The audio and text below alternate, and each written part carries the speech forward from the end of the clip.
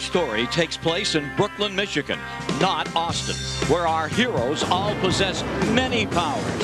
Swinging 60s, here I come, baby, yeah! Groovy, baby!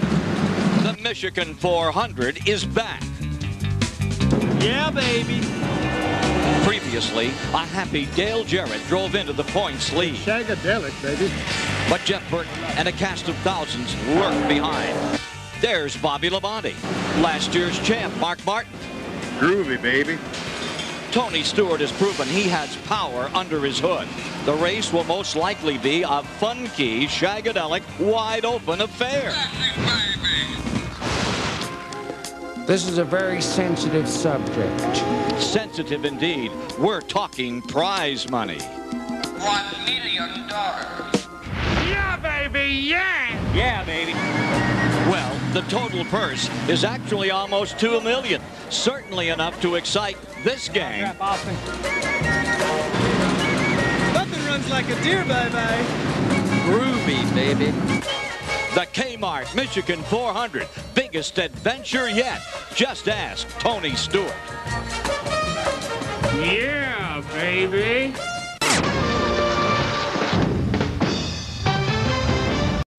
Today it's only about 74 degrees, and look at that humidity. You can wring the water out of the air right now. Thunderstorms in the forecast, but it's really warmed up in car and on track over 100 degrees. Let's have a look at the starting lineup. Jeff Gordon, 27th career pole. Ernie Irvin, last year's outside pole sitter in August, on the front row there. Mark Martin and Ken Schrader. Doesn't like this track, but it was good to him yesterday. He starts for it. Bill Elliott, 7-time Michigan winner, best start of the season, and Dale Jarrett, who won his first Winston Cup race here. Row 4, Sterling Marlin looking for his second top 10 finish of the year, and Ward Burton. Row 5, Joe Nemechek and Steve Park, who's jumped 6 spots in the point standings in 1 week. Wally Dallenbach, 2 straight top 10s here, and Kenny Irwin. Rusty Wallace, a 4-time Michigan winner, was strong in practice, and Jeff Burton, the leading lap leader of the year. Row 8, there's Dale Earnhardt, 2-time winner of this race, and Michael Waltrip. Row 9, Jeremy Mayfield, runner-up at Darlington, and Bobby Labonte won both races here in '95. Kenny Wallace ran well at Dover, but got dumped. Jerry Nadeau. Dave Blaney, the sprint car star, second Winston Cup start in Robert Presley. Jeffrey Bodine won here in '94. John Andretti, this year's Martinsville winner. Darrell Waltrip, a 2-time Michigan winner, and Johnny Benson. Derek Cope and the hottest rookie on the tour, Tony Stewart. Jimmy Spencer and Rick Mast to the 15th row, then Kevin LePage and Ted Musgrave, Mike Skinner and Chad Little, Ricky Rudd, Elliott Sadler, the rookie, Terry Labonte, provisional starter, along with Bobby Hamilton. David Green and Kyle Petty took provisionals. So did Brett Bodine and Rich Bickle. And Loy Allen, 1.7 seconds off the pace, but he got the final provisional. And then that meant 3 fellas had to go home. 3 drivers did have to go home. Dave Marcus lost by just 7 thousandths of a second. Hutch Strickland and Buckshot Jones could not get enough speed either to get in the field.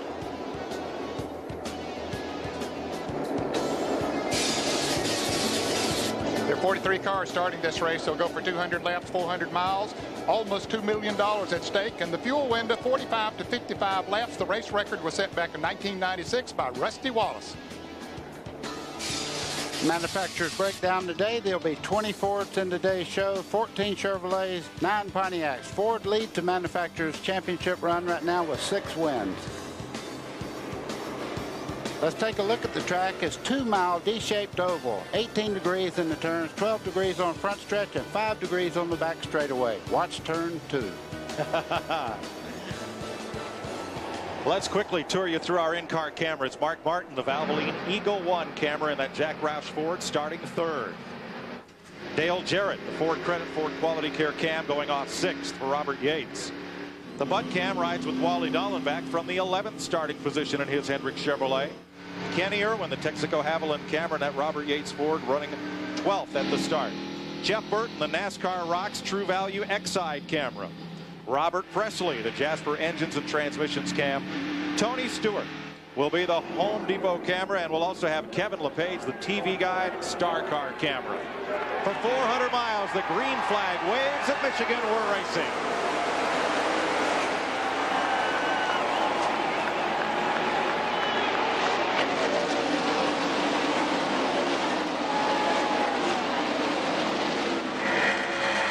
start, and it's Ernie Irvin who pulls out the lead, and here comes Mark Martin for second. Mark Martin loves the inside of this racetrack and made a good move there. Got on the inside of Jeff Gordon, but Ernie Irvin got it all to himself going into turn 3. Kenny Schrader having a good run in 4th there in the green car, number 33. And he's got a challenge from Bill Elliott. Mark Martin the second, behind Ernie Irvin. Jeff Gordon, 3rd. Bill Elliott comes up the inside against Kenny Schrader. Is 5th at the stripe ahead of Ward Burton. Mike, look at this, 3 wide down into turn 1. Of course, they get back 2 by 2 as they go through the corner. You don't want to go 3 wide this early before the air pressure builds up in the tires. Ernie Irvin, second race of the year he has led. He led 5 laps at Las Vegas. Jostling mid-pack. Look at him come. 3 wide, Rusty Wallace on the bottom. Number 2. The inside groove right now is the fastest groove it will be while the tires are still new. As the tires get heated up, I think this outside groove will come in a little bit more. Dale Jarrett on the outside in 88 right there coming down the front straightaway. You can see right now 3 and 4 wide as they come down towards the start-finish line. Boy, Joe Nemechek was the man in the middle, and he got squeezed back a couple of rows. He is still in the middle. Look at that blue car with the orange stripe with Michael Waltrip, the 7 up high, and Kenny Irwin, the 28 down low, fighting for 13th spot. This Michigan Speedway is wide, so they can do a lot of that double wide and 3 wide racing. The Navy drivers are finding out right now for the first time, did they guess right on the setup on a green racetrack? Exactly, because the track is different from what it was yesterday. As we look out the windshield of Kenny Irwin's car. Whoa, Wally Diamondback goes down on the flat part of the racetrack trying to get by the 99 car, Jeff Burton, down the front straightaway. Almost a wreck. They were 4 wide at the start-finish line. Buddy, this is the kind of racing we saw here in the 70s and the early 80s, where they'd go 3 wide all the way around the racetrack. Yeah, and you can see they are still running side by side as they go down the back straightaway on the outside of Wally Dallenbach. That's Kenny Irwin in the 28. You can see what the draft does here. They're drafting up on each other. That's actually a turbulence from the cars in front that pulls that car behind them forward. Jeff Burton, 99 to the outside, well back of the lead. Burton in 12th place. Here's the lead. New sponsor on that car from the same corporation. And there's a big yellow Labrador on the side. That's no show dog. That's his dog, Ryder. He even has his own souvenir cards. And he made an appearance and signed paw prints the other night in Southfield, Michigan. Go figure. Lots of people showed up to have their dogs meet him. Speaking of moving up, Jeremy Mayfield in the 12 there comes off the corner and gets a great run down the back straightaway. Made up about 3 positions down the back straightaway. Dick Berggren. There have been some changes since we were here last June. The changes are 2 in number. 1, horsepower. The majority of mechanics have found between 10 and 20. Mark Martin takes the lead and found between 10 and 20 additional horsepower under the hood. Meanwhile, NASCAR has given these cars more spoiler, more front valence. That hugs the cars closer to the racetrack, and that has made the drivers much more racy. This could be the fastest Michigan 400 we've ever seen, Mike. And with the rain in the forecast, it may well need to be, Dick. Not far away are those thunderstorms that plagued this area last night, and there's more coming. Great race for second. Ward Burton on the bottom in the cat car there. They're fighting Ernie Irvin on the outside as they head down the front straightaway.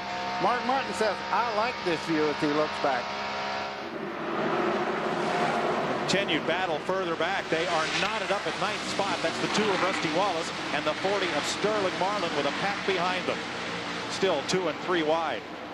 Jarrett, the point leader and the point runner-up, 99. Burton are in it. Here goes Burton. They think, they think nothing of making it 3 wide here. And here comes Kenny Irwin down on the inside. He'll make it 3 wide as well. And what allows them to do that is they pick up the draft of the cars in front of them coming off of the turn, and they're running so fast, as Buddy pointed out earlier, that the draft plays a big part here. Upper left of your screen, numbers displayed with red have lost a position the last time by. Numbers backgrounded in green, like Dave Blaney there, have gained a spot in the last lap. That Irvin off the pace. Ernie Irvin dropping back. He is off the pace just a little bit. He might have got a little bit loose. I don't want to speculate because he is dropping back down the straightaway right now. So something's a little bit amiss on that car. But now he drops into the draft there and follows Jeff Gordon down the back straightaway. He dropped to 4th place behind Mark Martin, Bill Elliott, and Jeff Gordon. looking for Tony Stewart on the Home Depot camera. There's Kevin LePage alongside. And up high is Dave Blaney, the sprint car race.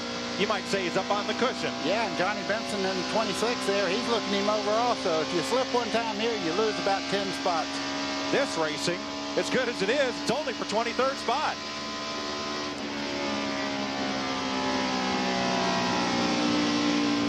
Blaney on his second NASCAR Winston Cup race. First one here at Michigan, of course, and the first one this year. He ran one at Rockingham a few years ago, I believe. Ralph Shaheen, is there a problem with Ernie Irvan? Mike, right now he's a little bit tight. They're going to just ride as long as they can, hope the car comes back around to him and get ready to make adjustments at the first round of pit stops, which should come about lap 50. Also, Dale Jarrett is a little bit loose. So just like we talked about at the beginning of the show, the drivers and crews trying to figure out whether or not they guessed right with the rain on the racetrack from last night. Well, let's talk about tight first off, because that's a little bit of jargon that we use in the pits there. That means that the front end's taken off. That means it won't turn, and you have to back out of throttle. So he's trying to follow cars to make the car a little more loose, where the back end goes out just a little bit. Bill Elliott pulling down on Mark Martin for the lead. Elliott first came to national prominence when the city of Jackson, Michigan, a bunch of businessmen sponsored him here. Harry Melling ended up sponsoring that car and buying that team. He was from Jackson, Michigan, passed away 2 weeks ago. And if Elliott could win this race, he has a lot of fans here in Michigan because of Harry Melling. Well, I watched him in practice yesterday, and Bill Elliott's one of the fastest cars on the speedway. And you can see right now, car working very well. He is using the higher line as Jeff Gordon down on the right-hand side of the screen there is pulling up just a little bit. Look down the straightaway. What a great motor. Top drafting. Got right up to Mark Martin. Give him a little shove down the back straightaway because he has a mirror full of Jeff Gordon. Here comes Gordon to the inside. Elliott's car seems to be working okay up there in that second groove, but Gordon's is working very well down in the bottom groove too, and he's going to make the pass. For second place, defending Winston Cup champion Jeff Gordon. Takes that spot away, but does he? As Elliott fights back on the outside in turn 2. Bill Elliott says it's nice to be up front again, and the car on the outside there gets a great run down the straightaway. As you see, Jeff Gordon cannot really make a run at him down the back straightaway. They're dead even going towards turn 3. Now in turns 3 and 4, where Gordon has been the best on the low side, he does drive it deep into the turn there. Gets out in front of Elliott, but here he comes back up on the outside. And surprisingly, Ned, them running side by side has not allowed the cars behind to catch up. Ward Burton has not gained on the two of them, nor have Irvin, Schrader, Steve Park, and Jeff Burton. But it did allow Mark Martin to pull away a little bit from him. Jeff Gordon said, I don't believe I like it under you that much. That does tend to make the car underneath get a little bit loose, though. He just dropped in behind Bill Elliott and said, I'll ride here for a second. Hey, Jeff Burton is on a tear as we watch Sterling Marlin outside John Andretti and Dale Earnhardt. Jeremy Mayfield in that battle for 14th right there. Earnhardt and Andretti have won this year already. Marlin, only one top 10 finish thus far. But here's the man on the move, Jeff Burton. He just passed Steve Park, who's having a great day in 7th spot. And Burton is coming to the front. See everybody dropping down to the inside of the front straightaway there. They're trying to break the draft on the cars that are gaining up on them by going to somewhere that you wouldn't think everybody would run. But the minute they go low, you just follow them right in the slipstream. Jeff Burton started 14th today. He is up to 7th. Here's your lead front 4. Single file, they may be able to run down Mark Martin, the leader. They'll certainly have a better chance than when they were racing side by side. They have moved back in on him a little bit, but here comes Gordon again down on the inside. Well, he's cooled the tires down a couple of laps now, and he's going to make another run at him. Ward Burton's trying to decide, who do I want to go with right now?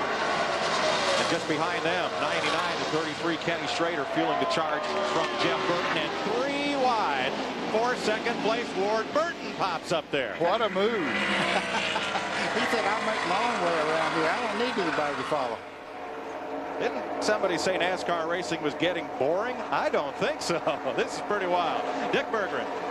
Mark Martin liked his race car so much yesterday that this morning the mechanics didn't change it at all for the weather. And as well as he is running right now, he says there's still more speed in the car.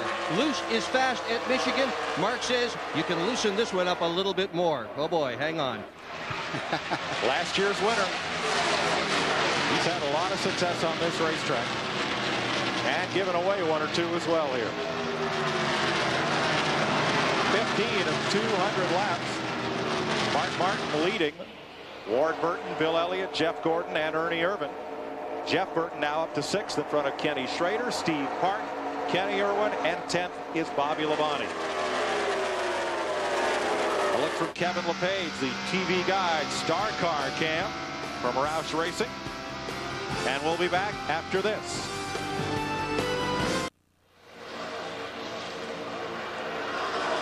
Welcome back to CBS Sports coverage of the Kmart Michigan 400. Mark Martin in the lead. Bill Elliott, Jeff Gordon, Ward Burton. Fight for 2nd through 4th. They've all hit the setup well today, as has Jeff Burton.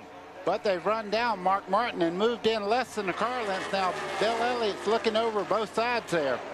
At 6th place, Irvin and Irwin battle. That's Kenny Irwin moving up. Ernie Irvan had just given that spot back. And now comes Ford on the outside again. And here comes Bobby Labonte and Dale Jarrett right behind them as they battle in front. That allows them to catch right up, even though they were catching up to them beforehand.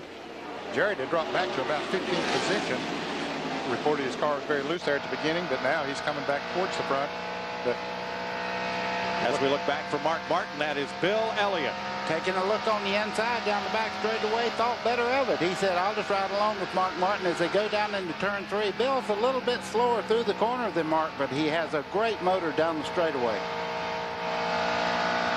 Bill Elliott's kind of in a position Richard Petty used to describe himself as being. A lot of folks feel that if my driver can't win, I'd like to see Richard Petty win. It's kind of where Bill Elliott is right now. Nobody would be disappointed to see him win this race today as he takes the lead from Mark Martin with a little bit of help from Jeff Gordon, but it's not help anymore. No, and Jeff Gordon wants to get up there and get those 5 points for leading the lap here. That's very important near the end of the year when you're running for the championship. But Bill Elliott has nothing to do with it right now. He's running very, very well on the high side of the racetrack. His car, right from the very beginning, buddy, has worked up there in that 2nd groove, and even while he's leading, he moves up there and said, go ahead and go at it down below me there, fellas. If you think you can pass me and they can't do it. I don't think he was the official leader when he came out the last time, Mike, but he is going to be this time, so he'll get those 5 bonus points for leading the lap. Elliott sweeps it down low at the start-finish stripe, brings it back up high for the entrance of turn 1. Doesn't break the draft at all. Everybody right in his tire tracks until the middle of the corner. Here comes Gordon again on the low side. And Mark Martin has the style that every once in a while he just drop back and check you out for tough. You know, he'll want to see what you're doing to catch him like that. He'll look at what you're doing in the corner and just overhaul you later on. 3rd race of 1999 that Bill Elliott has led. 7 of his 40 Winston Cup victories have come here at Michigan. Elliott's last win, Darlington, 1994. See that car in the back of that lead pack there? You mentioned Jeff Burton a little bit earlier, Mike. He has come up now to 5th position. So he's come from 14th. He has been on the go. Almost 3 wide again for the lead down between turns 1 and 2. Here's Ralph Shaheen. Mike, and when it comes to Jeff Gordon's setup, Ray Evernham told me this morning that he used a semi-experimental setup for qualifying that worked out pretty good. They were not happy with it at all in the final practice session of the day yesterday. So this morning they spent a lot of time reworking the setups on this car and went back to something they know. They were pretty happy with it so far today. Bill Stevens? Well, Ralph, even though there's a lot of racing left to go today, Bill Elliott has already accomplished something that was very important to him. As Mike mentioned, his former car owner, Harry Melling, recently passed away. Bill Elliott told me in the garage yesterday he wants to at least lead a lap today. Of course, the one he would love to lead is the last one. To Dick Berggren. Bill Elliott has a unique setup in his race car today. He's got a new crew chief, and the new crew chief's name is Wayne Orm. And what he has done is to give him a car that just drives ever so smooth. Wayne says he wants the car to drive like it's an airplane. No effort, no muscle to turn the automobile. So they took a car they'd already run 3 times this year, cut the body off. As Jeff Gordon takes the lead, they cut the body off to try to get him the aerodynamic downforce that would make this car smooth, just the way Bill Elliott likes it. It looks like it's worked. There is, however, a slight vibration in that race car. Jeff Gordon had the lead for a moment. Elliott sweeps back around the high side of turns 1 and 2 to retake it. Mark Martin had a look to the low side in third, and that has allowed the Burton brothers to come right into play side by side. If you can remember back at Vegas this year, those two fought it out for first and second right down to the checkered flag, so they're very spirited people. For 8th place, 18 is Bobby Labonte. Number 1, Steve Park, who also has a new crew chief for that number 1 car. Paul Andrews, who was Jeremy Mayfield's crew chief. Steve says they are working together tremendously. When I think I want a right rear spring, Paul will call me on the radio during practice and say, hey, how about a heavier right front spring? They think alike. They don't have to waste a lot of time explaining to each other what they could do to the race car. They think in sync, and Steve says that means good things are ahead for this team, and he's showing it right now. That is very, very important, and this is the best we've seen Bill run all year, and it's good to see him running that way. 2 by 2 by 2. Bill Elliott, Jeff Gordon, Mark Martin, his teammate, Jeff Burton, both out of Roush Racing. And then Ward Burton has dropped a bit back from that group. And then it's a good gap back to the 6th place car, which is now Dale Jarrett with his Yates Racing stablemate Kenny Irwin drafting along. Look at the difference in styles. All 3 cars, the 1st, 2nd, and 3rd car, have different approaches in the corner right now, and they're all working about the same. Depends on the setup they got under the car, but here comes Gordon again. He got a good run that time. Takes the lead. Let's see if Elliott can come back on the outside. No, Gordon's going to slip up there and said, I'm going to take the high line off of turn 4 this time. And Bill looks to the inside now, side by side, down the front straightaway. All right, that's why it's 127,000 people come here to Michigan, and Elliott will lead the lap. And you'd think they paid the whole $2 million out on this lap, but they don't. It's only lap 28. And I think Elliott found something out right there.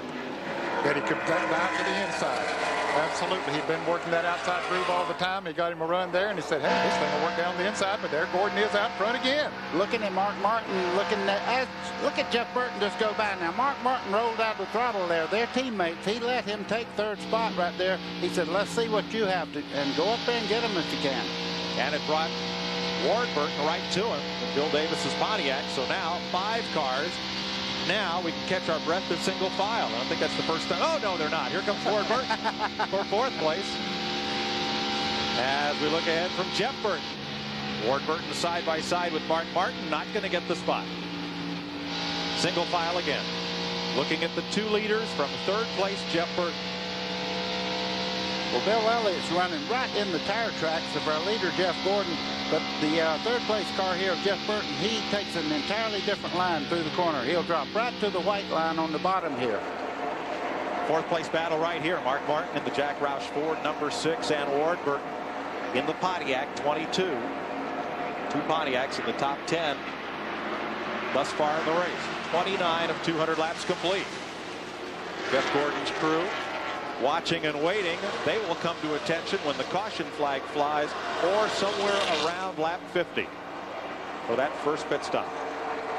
At Dover, these cars were getting a little over 5 miles per gallon in the case of Bobby Labonte. Here we expect 4.5 to 5 miles per gallon. Longer racetrack, higher speed.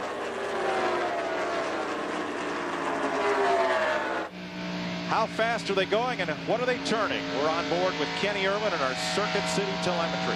Well, Ned, they're coming off the corner. You can see 7,500 there, approaching 8,000, over 180 miles an hour as they go by the start-finish line right there. 8,500, about 190 miles an hour, right at 200 as they head into turn 1. That's the fastest point on the racetrack, and just before he lifted, he got up to 200 miles an hour and a little over 8,500 RPMs. That's cranking them up.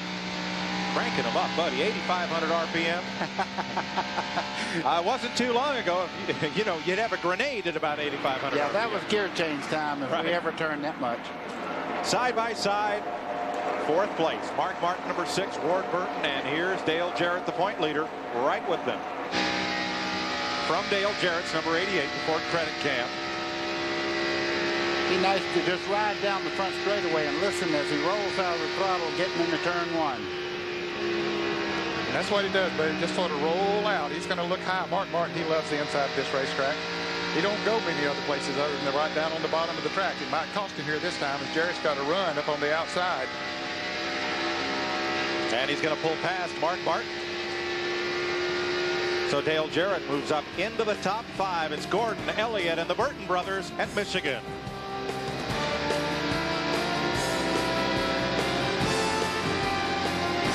Daytona, it's the Pepsi 400. We'll have a 1-hour preview for you 5 p.m. July 3rd.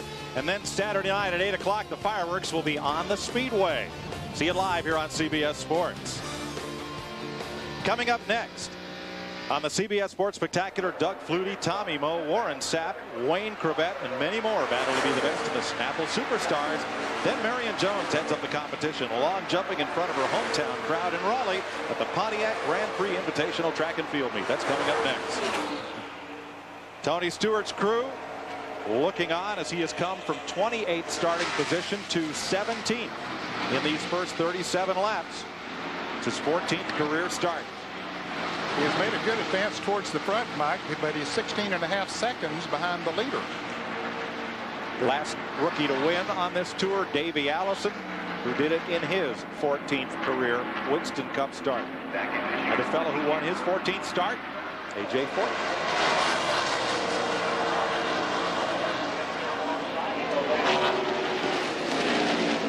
Jeff Gordon started this race from the pole.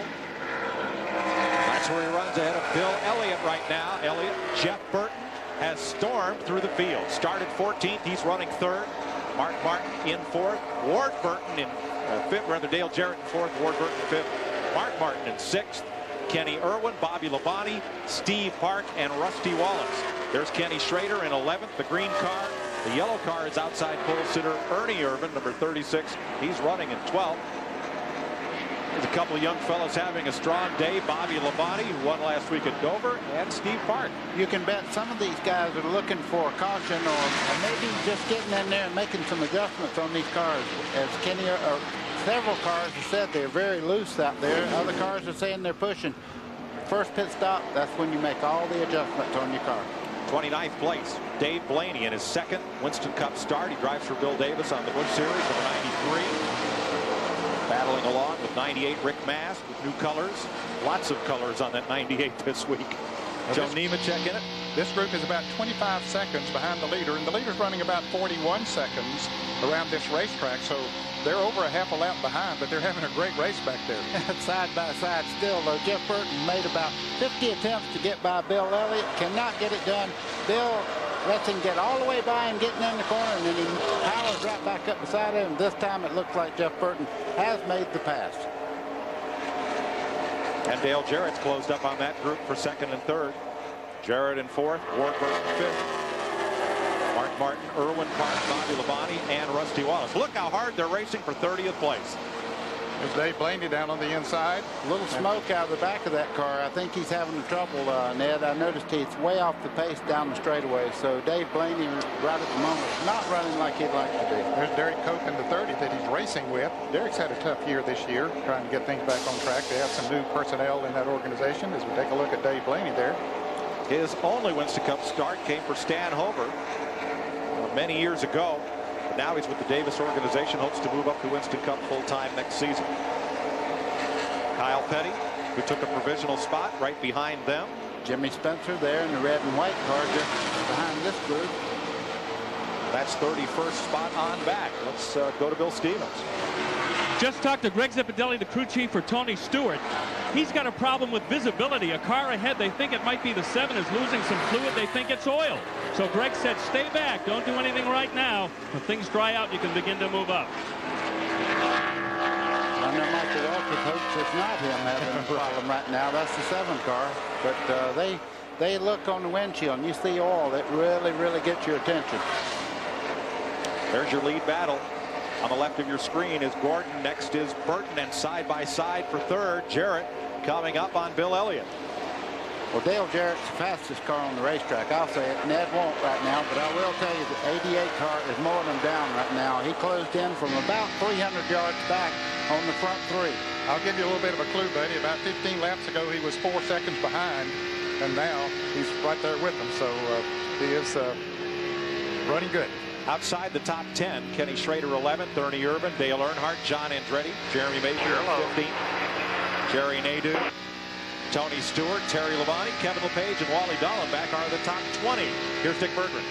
And Ken Schrader, who you just mentioned in 11th spot, Mike, had started in 4th position. He's having problems with the chassis balance on that race car. It's pushing the nose coming off the corner. Mark Martin has slipped from the lead to 6th. He's got exactly the same problem. On the other hand, Bill Elliott, currently running in 4th spot, he's delighted with the way that race car runs. Pit stops will be coming up in another 5 to 8 laps. Elliott's not going to change anything except 4 tires and gas it. 88 miles, 44 laps have been completed. All 43 starters running on the lead lap. I doubt if we'll see many of them go past that 50 lap mark. Maybe not even quite go to it on this first pit stop. This is the first chance they've really had to gauge that fuel mileage.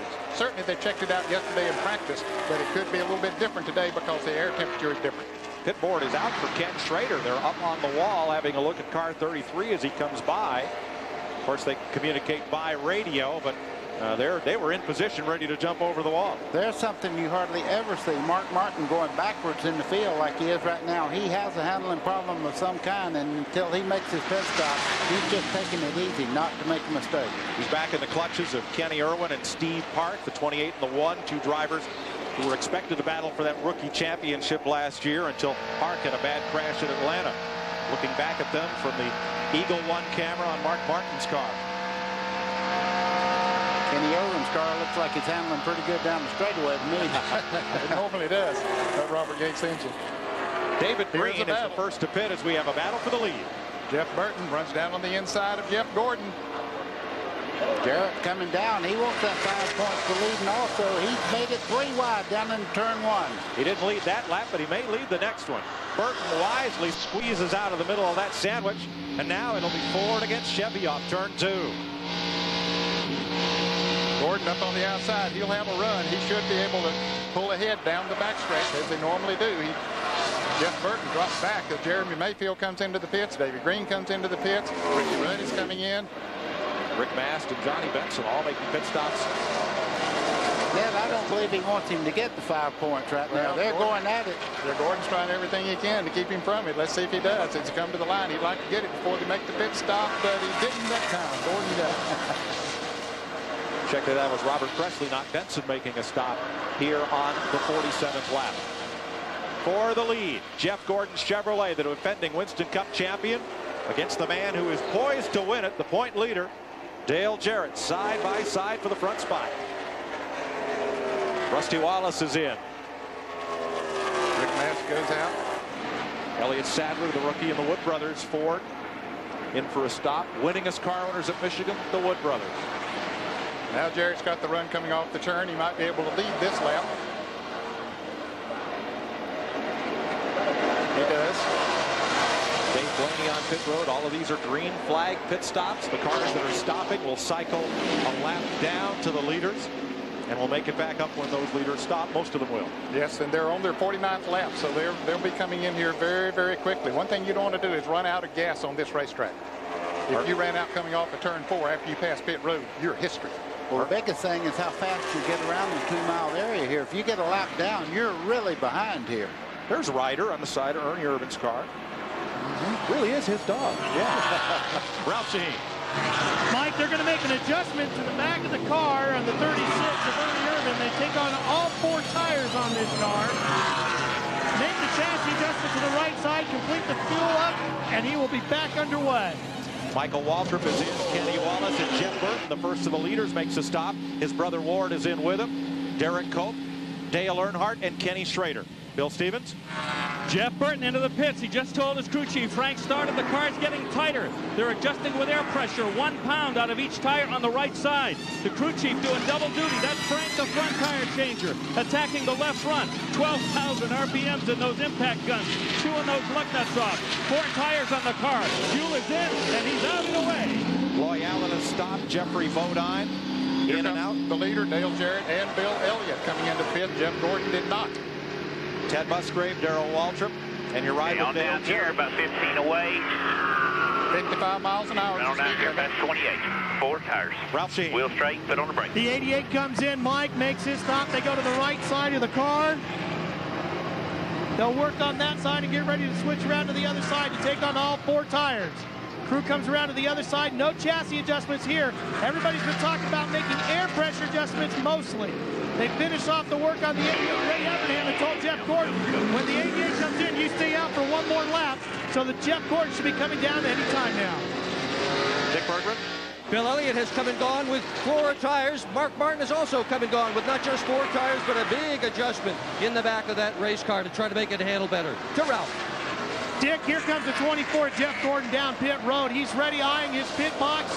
Ray Evernham tells him when to turn the wheel in. They're all set to go. They are planning on taking 4 tires as well here. They have no conversations about chassis adjustments, maybe a minor air adjustment. That's about it. Jeff was a little bit tight, but not really complaining about it. Pretty happy with this race car after they made the changes to the chassis earlier this morning. They're completed. Getting back underway. 17-second stop for Jeff Gordon. 16 other cars have been in during this sequence. Who has not stopped?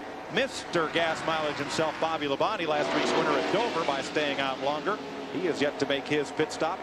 Didn't see Mike Skinner in. But now Bobby's coming in right now.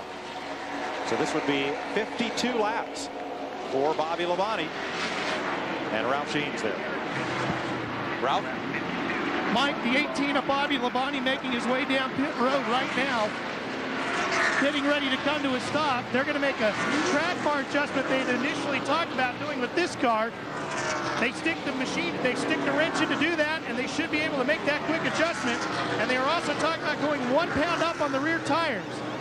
They're going to lower the track bar. They do. They take on 4 tires as well, and Bobby Labonte will be heading back out. Mike Skinner is also in. Skinner does not lead a lap. He came in running second to Bobby Labonte at lap 52. Labonte has now led in 13 of the 14 Winston Cup races this year. There is Mike Skinner completing his stop from Larry McReynolds and crew. And we cycle through the first round of pit stops. We've been caution-free so far at Michigan.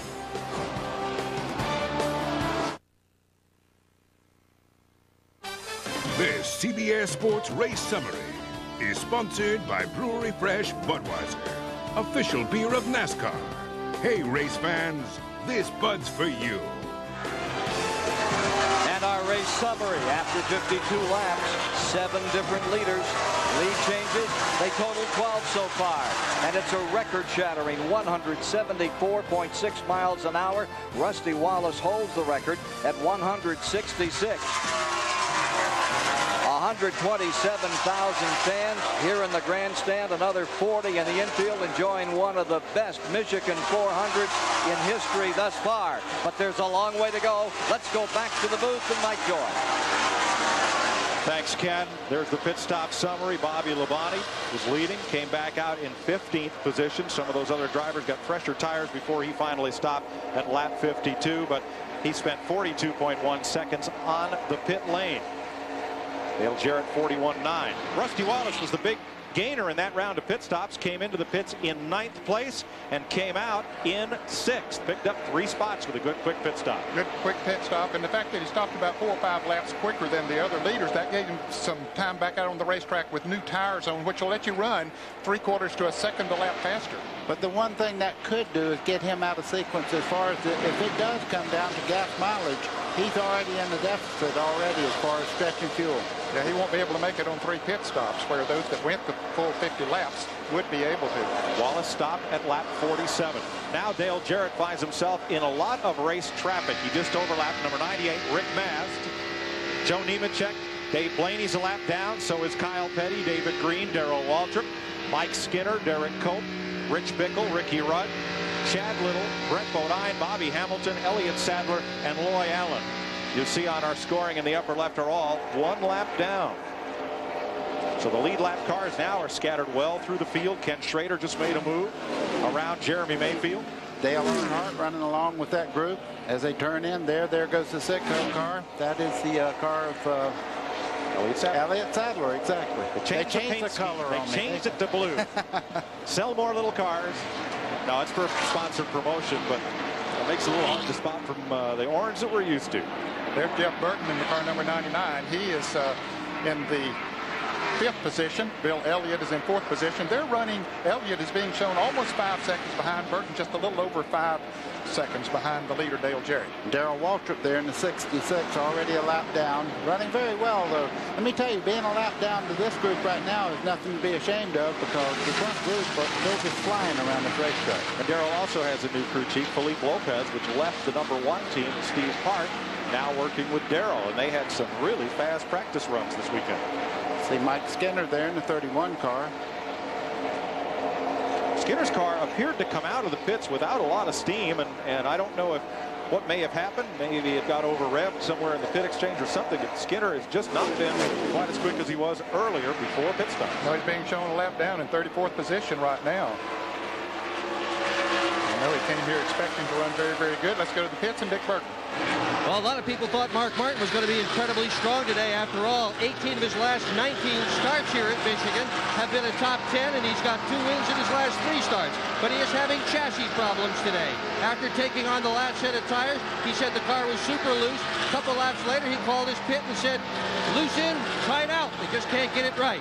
They're out. Dick, while the drivers are burning up the tires on the racetrack, the crew members are burning up the pencils and the calculators here in pit road, figuring out the fuel mileage.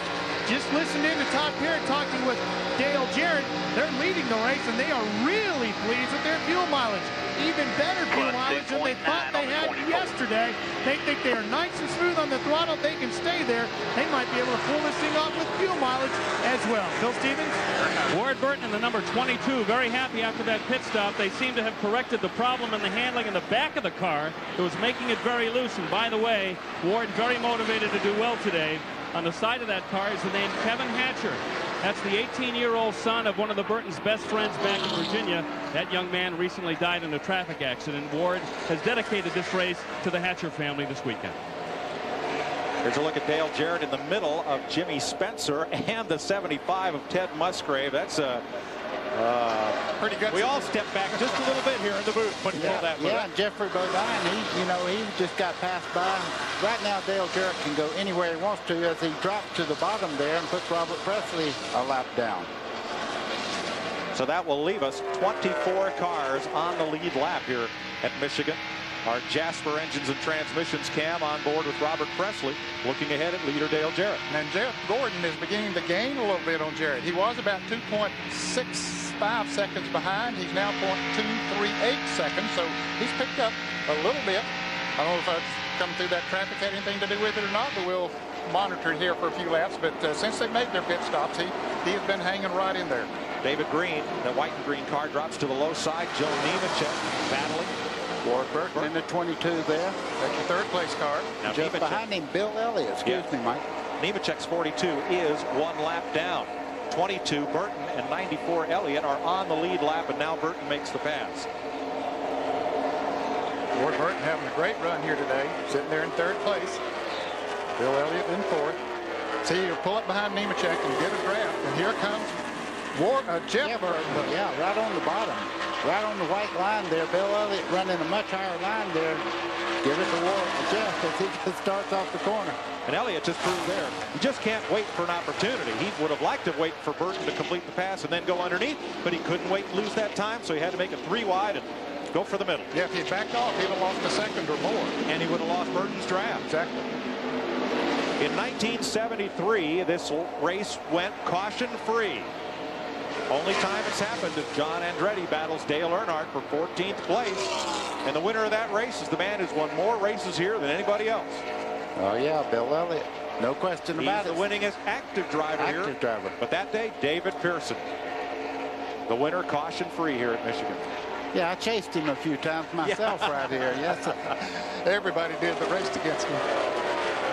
David had this place wired. Dale Earnhardt, a winner in the International Race of Champions here on Friday. A wild win as he beat his son to the line by 6 inches. And there you see his finishes, though, over the past 5 races here. John Andretti, they've each won a race this year so far. 9 different winners this season. A Circuit City onboard telemetry now with Wally Dallenbach. You see our tag mirroring that odometer tach of well, that's 8,500, and he is running exactly 200 miles an hour down the front straightaway into turn one. You see you have a lot of scrub off in the corner. That's because you only have 18 degrees in the corner here. So you have to back out throttle quite a ways getting in the corner. As you pick it up, you scrubbed off a lot of speed. I'd be remiss if I didn't mention that race David Pearson won. Buddy Baker was second. I knew you were going to say that. We'll be right back with more of the Kmart Michigan 400 on CBS. After today's race, shift gears to CBS Sportsline for a complete wrap-up of the Kmart 400. Then join the fan forum to find out if winning is getting tougher on the Winston Cup circuit. Log on to cbs.sportsline.com or on America Online, it's keyword CBS Sportsline. Waiting for the next round of pit stops. There's a lot to do in between pit stops. Sterling Marlin goes a lap down. Sterling is running in 22nd position. Yeah, Michael Waltrip just went a lap down also in the 7 car back in that group. Johnny Benson a few laps ago. And Rusty Wallace, who was the big gainer on pit stops up to 6th place, has now fallen to 9th, where he was running prior to the pit stops. Exactly, and Kenny Wallace there in the 55 going a lap down. So there's some good race cars going a lap down right now in Dale Jarrett. Next car ahead would be Kevin LePage. 4th place battle. There's Jeff Burton working, Ward Burton. There's Jeff Burton 99, Bill Elliott 94. As they battle each other, Mike, we mentioned a while ago, it's probably been 12, 15 laps ago, that they were 5 seconds behind. Right now, they are about 8 seconds behind the leader. And Mark Martin just behind them, Ned. Well, I say just behind. He's another 6 seconds back. Yeah, he's so the 14 seconds. The green flag pit stops and working the race traffic have really spread the front half dozen now. For more on the race runner-up, Jeff Gordon, here's Ralph. Mike, as you know, Ray Evernham, the man you see on top of the pit box wearing the sunglasses over my shoulder, is one of the most intelligent crew chiefs in the business. He is also Jeff Gordon's crew chief. Now, one of the reasons why they're so successful is they're aggressive, but they're calculated in their aggression. After this last round of pit stops, Ray took a knife to the tires that came off of Jeff's car and cut them open and looked inside the tire to see how the current setup on the race car is affecting the structure and the integrity of the tires that Jeff Gordon has on the car. They looked all up inside to see how the tires are surviving the stresses that this setup is applying to the tires. They were pleased with what they saw. They radioed to Jeff and said, Jeff, the tires are good. The setup is a good one. There's been some speculation and even some criticism in recent races. Back to Texas when we did the race there, you know, Jeff Gordon blew a tire, Mark Martin blew a tire, Mike Skinner blew a tire, and they all hit the wall. And then at Richmond a few weeks ago, there were some problems. And some were saying that maybe they started the air pressure too low. And one thing that happens, if they start the air pressure too low, the damage that's done to the tire is done to the inside very early in the run. In the first 2 or 3 laps, it might not show up for 30 or 40 laps, but it does. The damage has been done early. You have a look here at the gap from 1st to 2nd. There is Jeff Gordon behind a race leader, Dale Jarrett. It's 4.3 seconds. Here's another look at the distance. And the cars in between. Well, you could just see the nose of Jeff Gordon coming in there. He's just behind this group. So he's got a lot of lap traffic to work through. There it is. Going into turn 1, Johnny Benson in 26 just in front of him. And Jarrett's pulling away. In that last lap, he picked up another 10th.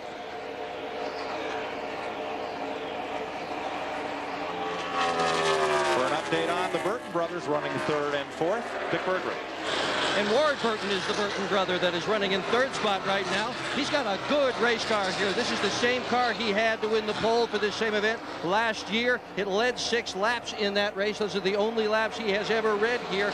Tommy Baldwin said that they hit on something at Texas back in March, and they plugged that into this fine race car. And he also just radioed to his driver and told him, man, you got a rocket ship of an engine. Well, let's watch Ward Burton today. Everything seems to be clicking. To Bill Stevens. Frank Stoddard is the crew chief for brother Jeff Burton. You made an air pressure adjustment in the last pit stop. Has that corrected the tightness in the car? No, we're still a little bit too tight. We had a pretty good pit stop, but we got held up coming off pit road, and that's got us behind a little bit. We need another pit stop here in about 25 laps here to make a good adjustment on it and go after this thing. The car's not bad, but just not good enough to run with the 88 right now. and hopefully they won't hit a traffic jam the next time they get out of the pits. Well, what's going to be interesting is when Jeff Burton catches his brother. The last time that happened, about 35 laps ago, Jeff Burton went underneath Ward and took off. Ward radioed his crew and he says, I thought brothers were supposed to work together. Yeah, right. So I'll bet there's been some communication, and let's see what happens this time. If Jeff, who is right now 1.6 seconds behind his brother, is able to catch Ward and overhaul him, if he can help tow Ward to the front. Nah, I tell you, he's got to catch him first, but they don't work very well together. They race each other like the Allisons used to. The Allisons used to race each other harder than they did anyone else. 79 of 200 laps, coming up on 160 miles this time by. Of the 400 will run today, there's Dale Jarrett, your leader, now by 4.7 seconds. Ward Burton, 8.2 seconds back. Jeff Burton, 10 seconds. And Bill Elliott closing up on Jeff Burton, the fifth place car. Well, we're watching these cars really go at it around the racetrack here. Let's talk about air pressure just for a second. You drop the air pressure about 7 pounds. As it builds up, you get back to the recommended situation. That's why they lower the air pressure, trying to get better grip out of the tires, because as you put heat into the tire, it will get a little bit harder, and every pound in that tire is equivalent to 50 pounds of spring ratio. Just another of the tuning tools that the teams have it available to them on pit road. Dale Earnhardt leading Tony Stewart for 14th place. Now they are 30 seconds behind the race leaders, so they're going to have to work to keep from going a lap down in the next 15 or so circuits with the pace that Dale Jarrett is setting. Dale Jarrett leads Jeff Gordon, the Burton brothers, Bill Elliott, and Mark Martin at Michigan on CBS Sports.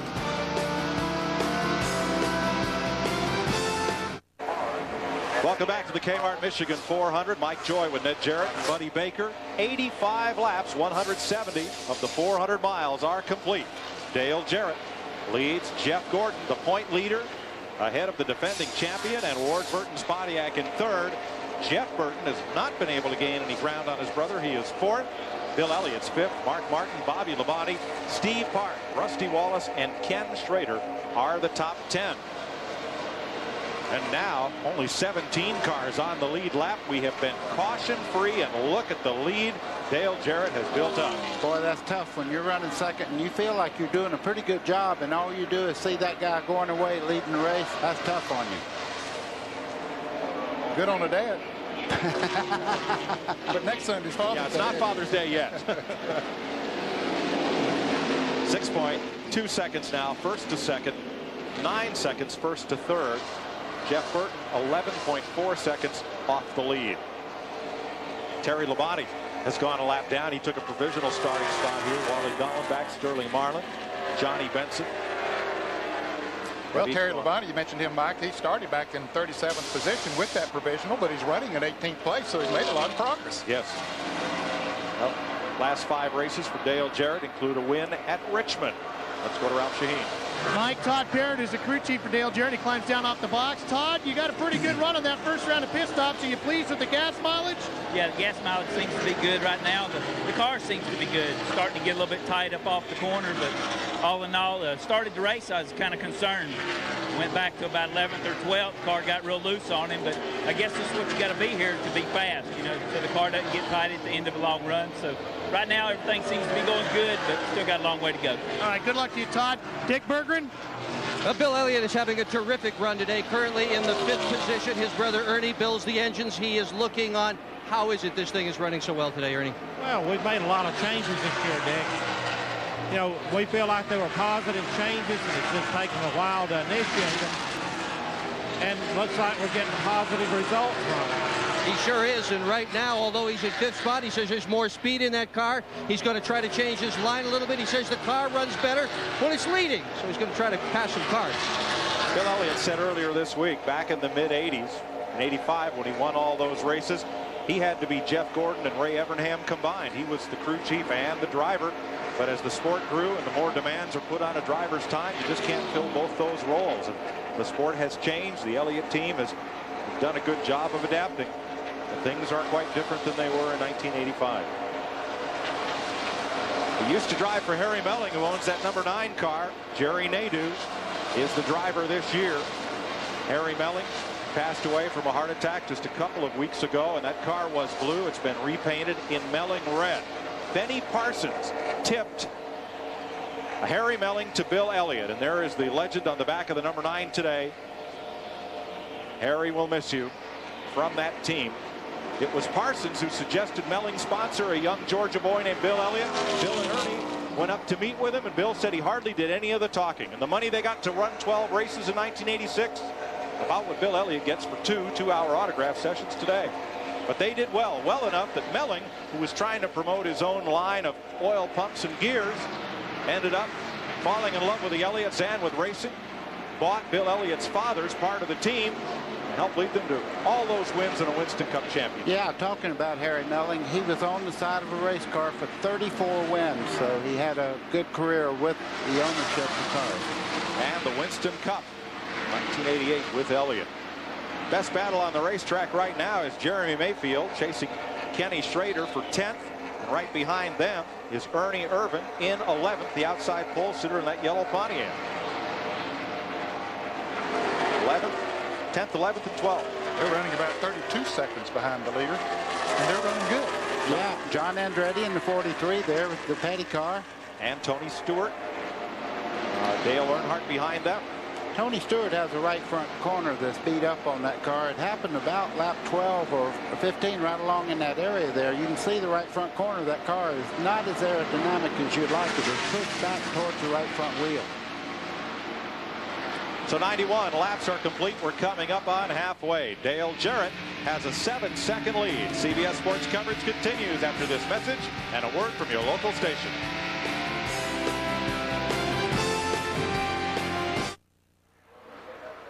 CBS Sports presentation of the 1999 Kmart Michigan 400 is sponsored by Route 66. Jeans, clothes, it's not Main Street, only at Kmart, Budweiser, and by Goodyear. Tonight on 60 Minutes, it came as no surprise that he blamed a psychiatrist for the murders he committed. The real surprise is the jury bought it. Tonight on 60 Minutes. Here on 60 Seconds on pit road, Rusty Wallace is in. Bill Stevens. He is in, and already half of their service is done. They're going 4 tires all around. There'll be no wedge adjustment. They'll fill it with fuel. Remember on the last pit stop, Mike, he picked up 3 positions. They are hoping to do at least that well this time. Rusty is out and away. Now his teammate Jeremy Mayfield in at the same time, but will not get off pit road as quickly. Rick Mast is in. Robert Presley making stops. David Green and Ricky Rudd were in 2 laps ago. As early, Rich Bickle is also in. Most of these drivers did stop short of the 50 lap mark, which would be the 100-mile mark, a little bit earlier. So they've run almost 100 miles again since they made their pit stops. See all the different signboards there. That's how you find your pits there when you're coming in. Even though it is reduced speed, just imagine looking down there and not knowing where to go into the pit. Elliott Sadler and Dave Blaney are in, and we expect the leader Dale Jarrett in about 5 laps, lap 102 or 103. There's a $10,000 bonus. Here's Ricky Rudd going around the leader. Ricky was in, as you mentioned, not too long ago. So with those new tires on, he's running faster. Battle for 9th place. Kenny Schrader on the bottom. Ernie Irvin is with him. Here comes John Andretti shooting the gap right through the middle. Tony Stewart. Yeah, about 4 or 5 cars. They're really going at it. Dale Earnhardt is coming in. He had just gone a lap down. He's coming into the pits. See Kenny Schrader pulling over to the inside there, going back and forth. Yep. I'd say he's out of fuel. He's going to pit. On the last round of stops, Schrader was in at lap 49, so it'll be close to schedule for Schrader. Mike, when they whip him back and forth like that, the pickup's not getting enough fuel, and he felt it. He started wiggling it around so the pickup would pick up enough to get in the pit. Ernie Irvin, the yellow car, and in green, Ken Schrader will make their 2nd stop of the day. We have not had a caution flag here in Michigan. This race could well be run in record time. Dick Berggren. Kenny Schrader on his way in again, wiggling it back and forth. You're right, that usually means he's out of fuel, but the engine was running when he got here. Now, running out of fuel does a couple of things. One of the worst is you can burn a piston. That can cost an engine a little bit later on in the race. Schrader doesn't seem to have that problem. The engine sounds just fine. It's going to be a 4-tire stop with fuel. There he goes. and it's a 17.91 second stop, and everybody on pit road is getting ready. It's about to get real busy down here, Mike. Derek Cope has been in halfway. The sign this time for Dale Jarrett to pick up that bonus money for leading the halfway lap. Loy Allen was in big shakeup in that team. Ricky Craven, the driver, let go. Stan Meserve, the Oxford Plains Speedway champion, also let go as shop manager, and Loy Allen has stepped in. Ward Burton on the pit lane. Dick Berggren. Here comes Ward Burton. He has been a contender all day long in the Caterpillar car. They are not going to change anything significant on the car other than put 4 tires on it and gas. They are delighted with the way it's running, even though Burton says it's got just a little bit of a push. That's Tommy Baldwin on the rear end. He's not only the rear tire changer, he's also the crew chief. He's the last one to be done. Great stop, 16.21. Tony Stewart getting a stop as well. He had climbed up into the top 20. You see that damage to the right front fender. They will change the tires. Let's see if they work to pull that away. They don't. They go around to the left side to change tires there. Yeah, he's got damage on the right front and the right rear corner of that car. A little casual contact. Now, interestingly, Ricky Rudd, who had pitted earlier as Mark Martin comes in now. Mark Martin and Steve Park both pitting at the same time. Ricky Rudd has now dropped behind Dale Jarrett, and they draft along perhaps to save Jarrett a little fuel. Here's Dick. And Mark Martin is in, and you know what? All those chassis problems he was having, they went away. By the time he got to the end of that run, the car was absolutely perfect. So he drove around looking for different lines, had the crew clock him to try and see which of them was fastest. 4 tires, that'll change everything. A stop in 16.2 seconds. Great stop for Mark Martin. Kenny Irwin, Kevin LePage are in. Jeff Burton and Bill Elliott come in, running in 3rd and 4th place. When the leader's going to come in this time, Mike, as he comes off the turn 4, he dips down to the inside of the racetrack. Bill Stevens. Jeff Burton is in. Just a few moments ago on the radio, his crew chief Frank Stoddard said, Jeff, let's make the big change. They're going down a couple of more pounds on the right front tire pressure. They're going to make another adjustment on the left side of the car with tire pressure. They have the fuel in, 4 tires, and he's out. All right, here's the big move of the day. Can Dale Jarrett's crew send that car out of the pits as good as it was running when it came in? Ralph? 300 RPM is what they have to do down the pit road. They clean the windshield. They will take on 4 tires. They are not planning on making any chassis adjustments to the car. Brad Parrott works to the left rears. He's already getting that one set to go now, and Kevin Stimbaris goes to work on the front. Jeff Gordon is in as well, making his change. Dale Jarrett is out. They go to work on Gordon's car. They're to the left side as well. He'll take a rubber out of the left rear on the 24 car. Jeff really guns the gas, and he is underway. Now, this time, Bobby Labonte did not wait those 2 extra laps. He came in on the same lap as Jarrett and Gordon. The reason? Not to let those cars get out with fresh tires and run faster than he could before he came in. So here's Bobby Labonte completing his stop. And of course, as you pointed out, they did it that first time so he'd get 5 bonus points for leading a lap. And they also said they took a spacer out of the left rear, a rubber spacer that goes in between the springs on Jeff Gordon. What that did is take some of the forward bite out of the car so it turned better. Mike Skinner in for a stop. He had lost a lap just after the first pit stop. Johnny Benson is away after 4 tires on his Jack Roush Ford. Chad Little is in. And the hood is up on Robert Presley. That's a long stop for Presley. Jeffrey Bodine also getting service. And there's a look from Robert Presley's roof cam. Jasper Engines and Transmissions cam. And now you see a lot of looking. Wondering, and it's questionable if Presley can get back out into this race. We have not put a car in the garage as yet. Dick?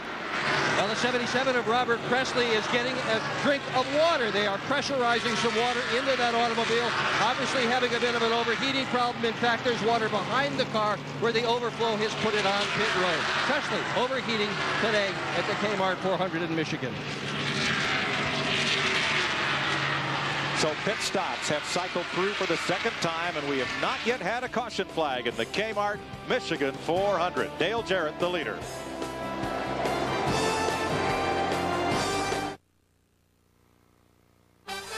This CBS Sports Race Summary is sponsored by Kmart, where NASCAR fans race for savings. In the Kmart 400 after 106 laps, just past halfway, at 7 leaders, 12 lead changes, and they're racing for a record today, averaging 173 miles an hour, no cautions, when Rusty Wallace set the record. In 1996, there were 2 cautions for debris on the track. They lasted just 8 laps, but it's been all green flag racing all day, and this is the man they're chasing, Dale Jarrett in the number 88. Mike Joy.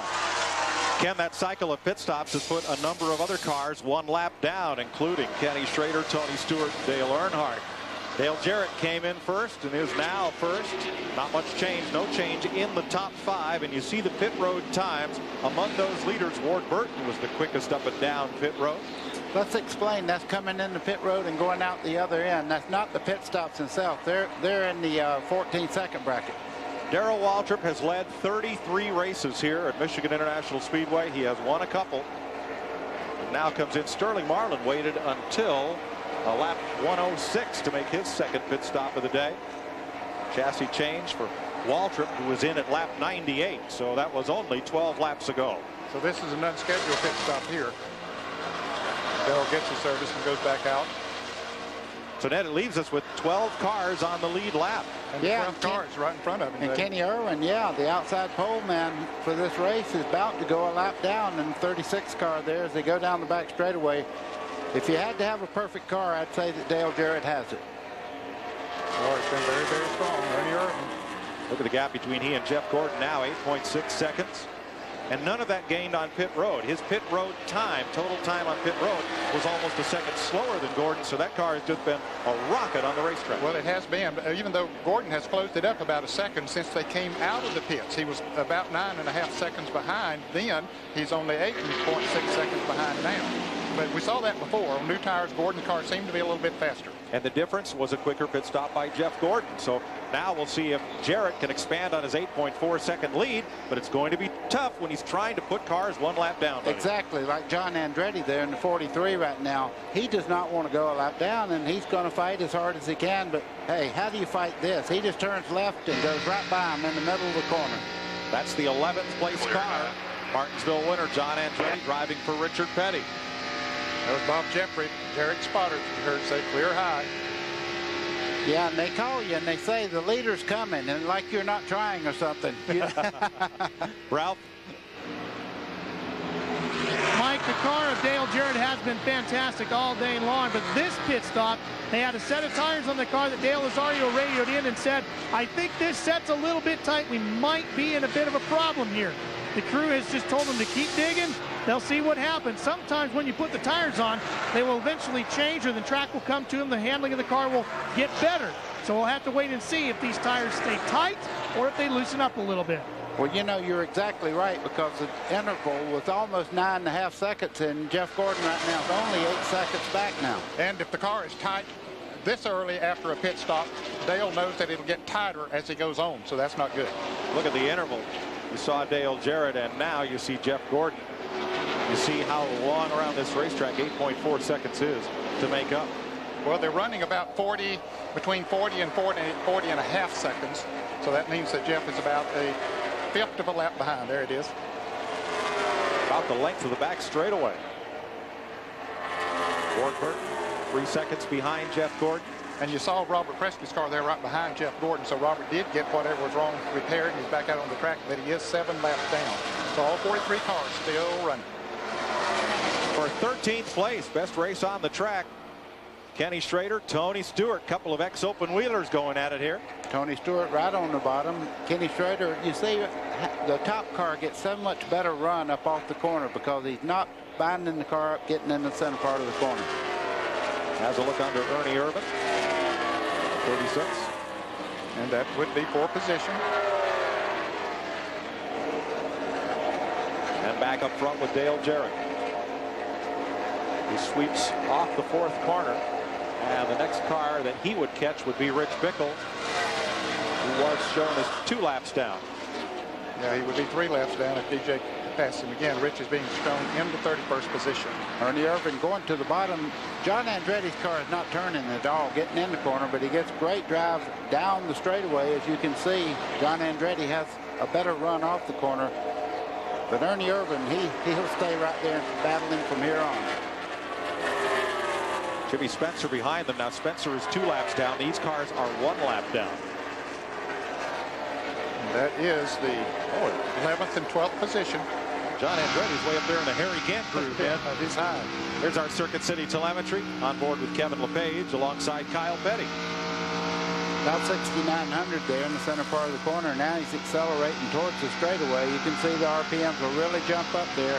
180 miles and 190. About 8,500 down the straightaway and right at 200 as he goes into the corner. They scrub off down to about 155 miles an hour in the middle part of the corner. One of the most impressive stories here, as far as I'm concerned, is watching this Bill Elliott staying right here in 5th, where he's been for almost 100 miles. He has done so well here the last 2 years, and he's had a 2nd and he's had a 6th. He's continued to sustain his runs in this event when Ernie Irvan won. He was right behind him, and it looks like he's in for another tremendous day. He just loves these wide, sweeping corners, and he's taking such advantage of it here. Let's go to Dick Bergman. Mark Martin has a problem with his race car. He is making an unscheduled pit stop. Apparently vibration in the left front corner of the car. They are ready to put 4 tires on it. That generally solves that problem. This guy's had 2 DNFs this year. He does not need any more problems. They are doing left side tires only on lap 118 for Mark Martin. One of the contenders to win today. He's gone. Nicky was in just 17 laps ago, so that is going to cost him a lap. He was running 7th on the lead lap. He will drop off the lead lap with that stop. So a tough break for last year's winner of the Kmart 400. Well, one thing about a race car, when it's vibrating, it's not going to get better. It's best to come in, have it fixed, and go back out. He did the smart thing. Also, Jimmy Spencer made an unscheduled pit stop in Travis Carter's Ford. They lifted the hood, made some repairs, and now send Spencer back out on the racetrack. He is coming in up. 40th position. Thanks, Ned. Coming up on 120 laps, 240 miles in the Kmart Michigan 400. We'll be right back with you live on CBS. Gish tonight on CBS. Welcome back to the Kmart Michigan 400, where Dale Jarrett leads Jeff Gordon. The rest of this field now just about 10 cars left on the lead lap. Welcome back, Mike Joy with Buddy Baker and Ned Jarrett. Buddy, what do you do to catch Dale Jarrett? Well, a prayer wouldn't hurt, but I would be talking to my crew chief right now saying we have to do something to make our car better than Dale Jarrett. And believe me, there's adjustments that people will make near the end of the race that may take them up there to Dale Jarrett, but they better get working on it.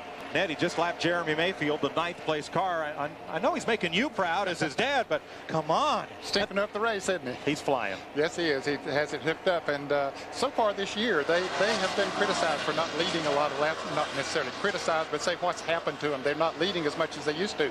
Well, he's taking care of that today, and it's a matter of just really having the chassis worked out perfect. Everybody knows that Robert Yates builds great engines, and so they just have the chassis worked out and allow them to run up front. Right, let's check with Dick Berggren.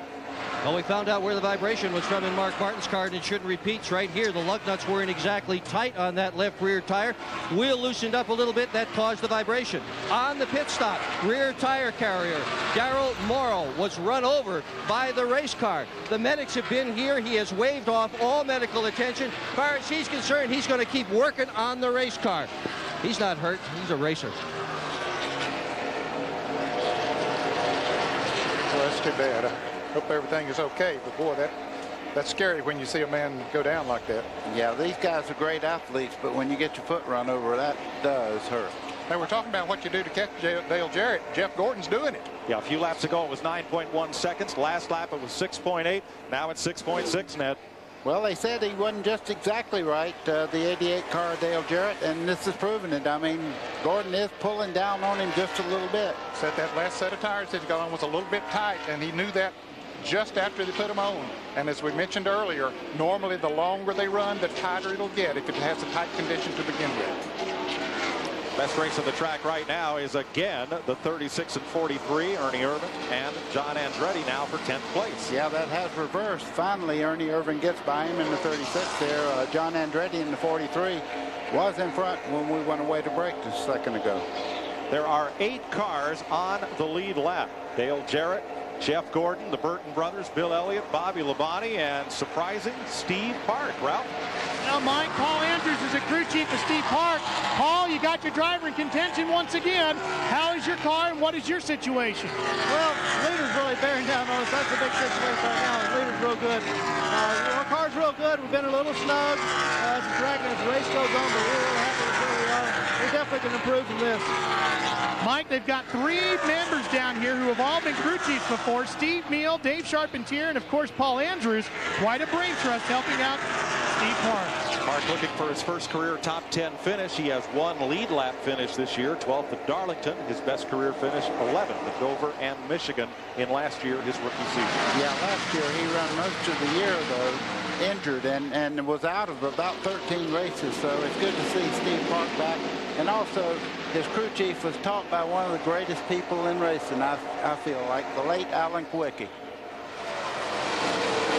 Jeff Gordon now coming up on Ernie Irvin, who drops low on the racetrack to make a move to the outside or inside of Rich Bickle, number 45. Bickle several laps down. Even back there, though, they're trying to stay in some kind of semblance of, you see Jeff Gordon there down the straightaway. This car is really, really fast down the back straightaway. So Gordon's got to pick his way through. He had cut down to 6.9 seconds on the race leader.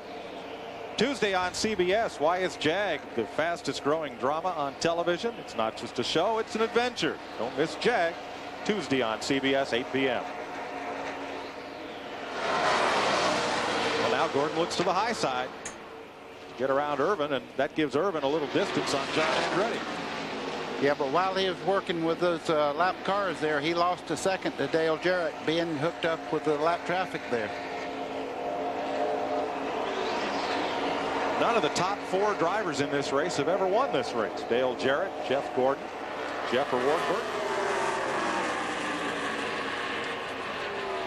A lot more NASCAR racing this season on CBS. Of course, we'll be in Daytona the 3rd of July under the lights, and we're going to go trucking for 3 straight weekends. The Milwaukee 200, Saturday, July 3rd. The Federated Auto Parts 250 from Nashville, Saturday, July 10th. And Sunday, July 18th, we'll have the Napa Auto Care 200. Nazareth, Pennsylvania, the NASCAR Craftsman Truck Series. Great racing, a lot of beating and banging, a lot of excitement, and another thriller this weekend. They had a good race in Texas on Friday night. Dennis Setzer won his first race of the year in a Dodge. And those Mopars are right in the thick of it this year. And hi to our buddy Rick Corelli on the mend, a longtime Craftsman Truck Series driver.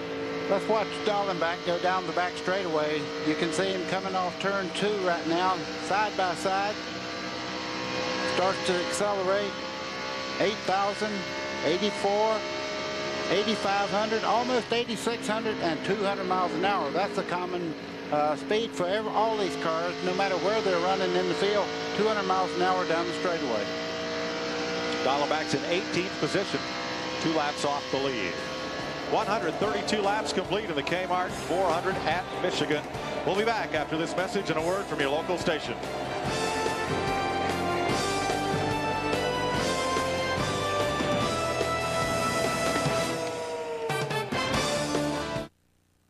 Minutes of uninterrupted news, weather, and sports tonight on Cairo 7. CBS Sports presentation of the 1999 Kmart Michigan 400 is sponsored by Eagle One, Lawn Boy, and by AutoZone. Welcome back to Michigan. Storm clouds on the horizon. There is track chief Roger Penske. He's Penske Corp. Owns this, the California, the Nazareth Speedway, and other motorsports holdings. He is also a race day spotter for Rusty Wallace. That's why he's got that headset on. Dale Jarrett, the leader at 137 laps. Jeff Gordon, Jeff Burton, Ward Burton, Bill Elliott, Bobby Labonte, Steve Park, and Rusty Wallace are the lead lap cars. And these two just keep going at it.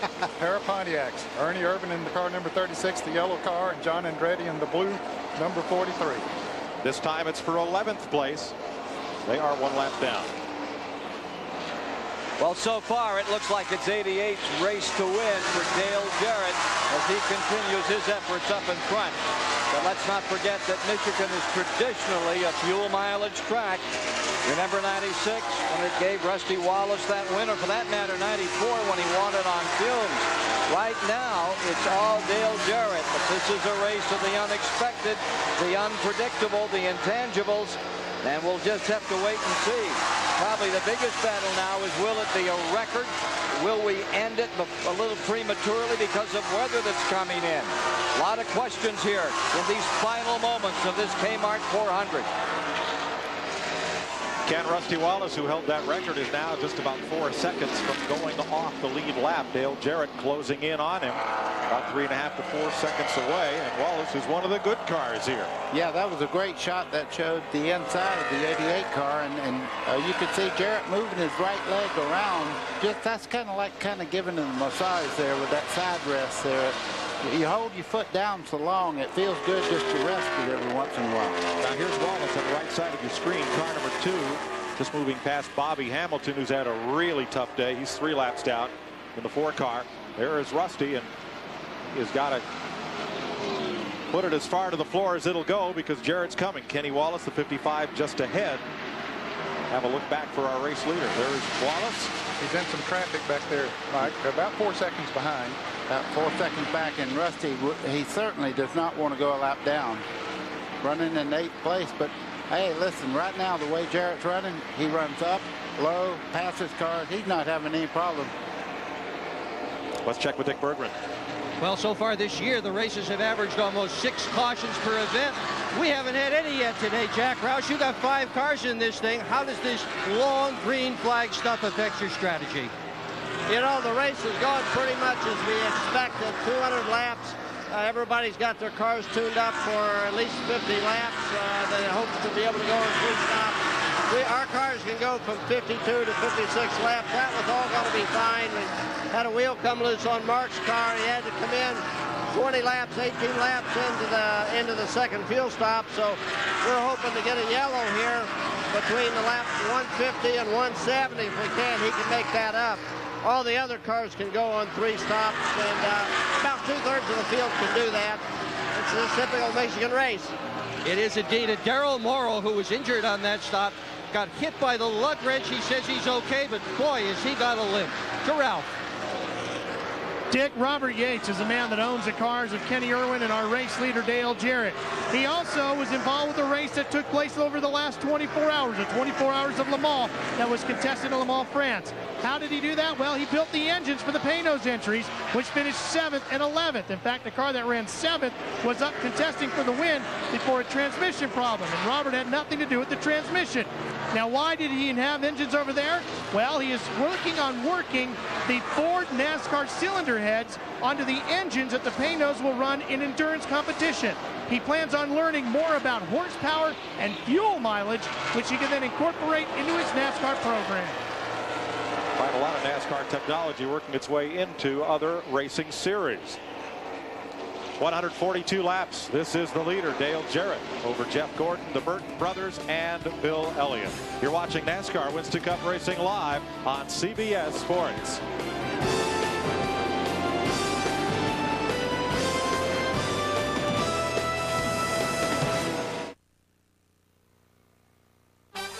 This CBS Sports Race Summary is sponsored by Goodyear, innovators of run-flat technology.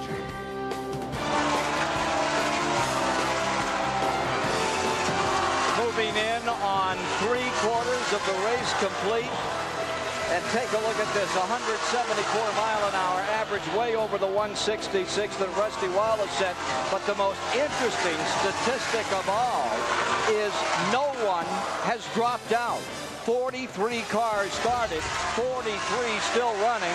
Robert Presley is on the tail end of the race, 10 laps down, but at this record-breaking pace, no engines are breaking. This is an amazing story of these Winston Cup cars. Back to Mike Joy.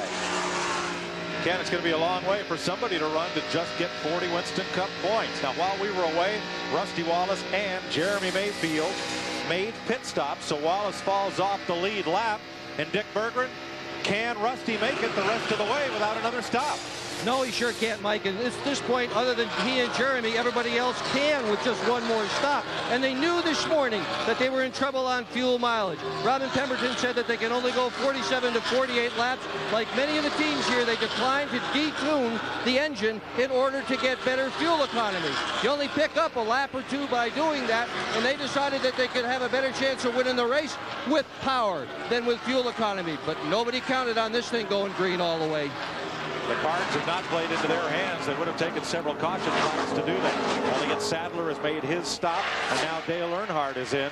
Earnhardt 2 laps down, 18th place at the time of his stop. So green flag pit stops have started to cycle now for the 3rd time today. Now. They have. This would be a scheduled pit stop for him. We're coming up on the 200 or the 150 lap mark with 50 to go. So most any of them that are pitting now will be able to go the rest of the way. And Earnhardt looks like just took on right side tires and a tank of fuel. Ernie Irvan is in. He gives up that 11th place battle with John Andretti. Ken Schrader is coming in. The 75, Ted Musgrave. There's Musgrave's final stop. Taking around the bite out of the left rear there as he makes his stop. Oh, he stalled the car. They're trying to get it going. Ken Schrader, who started 4th today, says Michigan has not been one of his best tracks. There's Ernie Irvan, who started on the outside pole. Came across the line that last lap in 11th. He'll now drop to 2 laps down.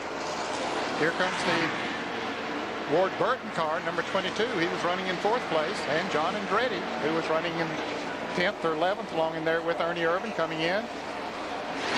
Tommy Baldwin goes to work on the right rear as the rest of the Bill Davis crew changes tires. Dick Berggren. Just one minor chassis adjustment in this car that was visible on the race car. The rest of it will be done with air pressure. Tommy Wallace on the front tires. Steve Jarrell going to get every drop of gas in it. He does it in 15.28. Whoa! Dynamite pit stop for these guys. Terry Labonte, Jeffrey Bodine, Jerry Nadeau, Michael Waltrip, Kenny Wallace. And here's Jeff Burton, the 3rd place car, and the 8th place car of Tony Stewart coming in. And Bill Elliott and Dale Jarrett will be coming in. You heard Todd Perry tell him this time by to come in. Bill Stevens. Jeff Burton's crew over the wall. An extra man allowable today because of the heat. He takes that tearaway off the windshield. He'll offer Jeff a cold drink. They're going 4 tires again. They will adjust air pressure. This has been going on all day long. They'll get fuel. This will be the last scheduled pit stop, and they are down and away. 18.2 seconds. Ralph Shaheen. Here comes Dale Jarrett down pit road, right into his slot. They're planning on 4 tires, no chassis adjustments, but air pressure adjustments. They're planning on making a half-pound adjustment to the left rear and a full-pound adjustment to the right rear. They come around to the other side. Jeff Gordon's crew goes to work on his car as well. They will make a chassis adjustment on that car. Gordon's crew to the left side. Jarrett's crew is done. 18.8 on Dale Jarrett. Jeff Gordon's crew is done, and away goes his machine. Bobby Labonte is in as well. Bobby Hamilton made a stop. Labonte takes on right side tires, and it looks like he, yes, will get all 4. He's the last car on the lead lap. There is Labonte. Left side's done, and he's away. Sterling Marlin comes in. As far as fuel is concerned, this should be the last time that they'll have to stop today. 48 laps to go. 96 miles in the Kmart 400. Dale Jarrett the leader. Jeff Gordon, Bobby Labonte, Ward, Jeff Burton, Mark Martin, and Bill Elliott. Just moments ago, Mike Ayer came over with the jack. Robert Benfield and Dennis Ritchie on the front tires. Sean Parker and Darrell Morrow with the rear. Chris Dana with the gas. Doug Newell has the 2nd can of gas. Jonathan Davis on the catch can. Jimmy Phoenix, the crew chief for Jack Roush. Driver Mark Martin. A little surprised that they changed those left side tires because he came in not too long ago and changed left side, but you got an even match set of tires now. Meanwhile, the brothers are going at it. Yeah, Jeff Gordon had the shortest amount of time on pit road. Look on the right column. He was 3 full seconds faster from pit in to pit out than Dale Jarrett. And about 2 seconds of that was coming into the pits. I was looking at DJ. He was following another car coming in, and I thought, man, get that thing slowed down. You're going to break the speed limit. But all of a sudden, Gordon comes in and picks up about 2 seconds on him coming into the pits. And there are the Burton brothers now running nose to tail. Okay, side by side. Jeff goes to the high side and Ward on the bottom there in the 22 car as they head down the front straightaway. You can see the Ford's giving up nothing down the straightaway to his brother Ward. If anything, he got a better run off the corner. They're about 15 seconds behind the leader. And there's no brotherly love there. Nope. Or they'd be running single file, trying to help each other to the front. Well, there's one thing you have to remember. He takes his check to his house, and the other brother takes his check home with him. So, yeah, you go racing. Notwithstanding the fact one's in a Ford, one's in a Pontiac. Yeah. And, Mike, we talked about drafting. It certainly plays a part here at the Michigan Speedway because of the speed, but not like it does at Daytona and Talladega. Two cars can't hook up and go to the front as well as they can at Daytona and Talladega. It can help, yes, but not nearly as much as at those two racetracks. And the reason for that is the different lines that people run in the corner. These two cars are not running nose to tail all the way around the racetrack. You'll watch the 98. He has one way of going by. His brother goes a little bit lower on the corner. There's no draft involved there. Right. Split times and lap times all race long down along pit road. As leader Dale Jarrett, that blue, bright red numeral number 88. Just Wally Dallenbach. Just put Steve Parker lap down. Steve is running in the 8th position. Yeah, he fought for a long time, but Jarrett just went up there and made a left-hand turn and went right by him as he's doing Wally Dallenbach there. Nonetheless, Steve Park is looking for a career best today. Looking for his first top 10 finish. That yellow number 1 car owned by Dale and Teresa Earnhardt. Led a good part of Charlotte. He has a great race car. And Steve Park has his, Rusty Wallace has his hands full of Steve Park right behind him there, battling for that 7th and 8th position. They both just got lapped by Dale Jarrett. There they come into the picture. Rusty in the blue number 2. A little different color on his car now, more balanced here, and the yellow car of Steve Park. Yeah, they're side by side as they go by the start-finish line. Park on the inside. All this happening behind race leader Jarrett, who has just lapped Wally Dallenbach for the 2nd time today. There's that side-by-side battle you saw on the right of your screen. Here it comes again. Steve Park in the yellow car has taken away the position from Rusty Wallace. The Burton brothers continue now to run nose to tail, and it looks as if there might have been a little discussion up here in the crow's nest between the spotters. Yeah, there's no question running side by side will slow you down. Well, it is Father's Day next week, and hopefully John Burton can get the two of them together, and they'll have something to celebrate, let's hope. You do know that John was a professional fighter at one time, too, so he can take these two boys and make them listen pretty well. And he's a little guy like they are, so he's a fighter, huh? I didn't know that. But I tell you, he had to be a proud papa at Las Vegas when they battled for the lead out there. Jeff went on to win it. And then backed that up. That was one of the No Bull 5 races. Backed it up by winning at Charlotte a few weeks ago. Got him $1 million bonus.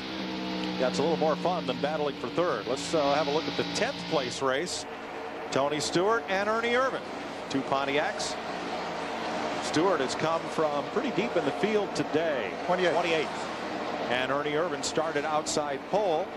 Ran to the first pit stop up with the leaders, but since then the car has not been quite right. Exactly, Mike. He had some damage to the right side of this race car, and I'm sure it hurts him aerodynamically, even though he's going around the racetrack pretty well. The right front corner is caved in, and it has to be lifting the front end as he goes in the corner.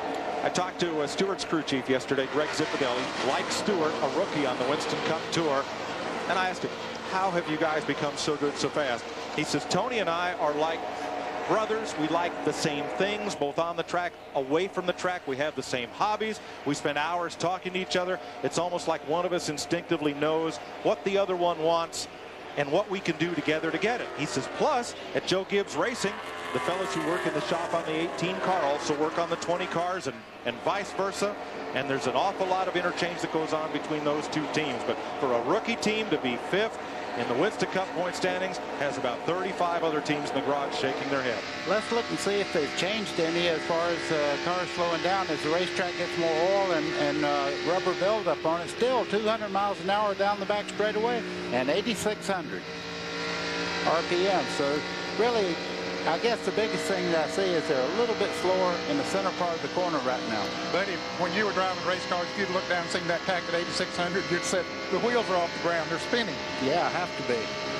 The race has its first retiree. Jimmy Spencer Team owner Travis Carter informed their sponsor will not be back next year. And Jimmy Spencer is the first car out of the race. They got that news this week, and a tough day today for the former NASCAR modified champion. 166 of 200 laps complete in the Kmart Michigan 400. We'll be right back.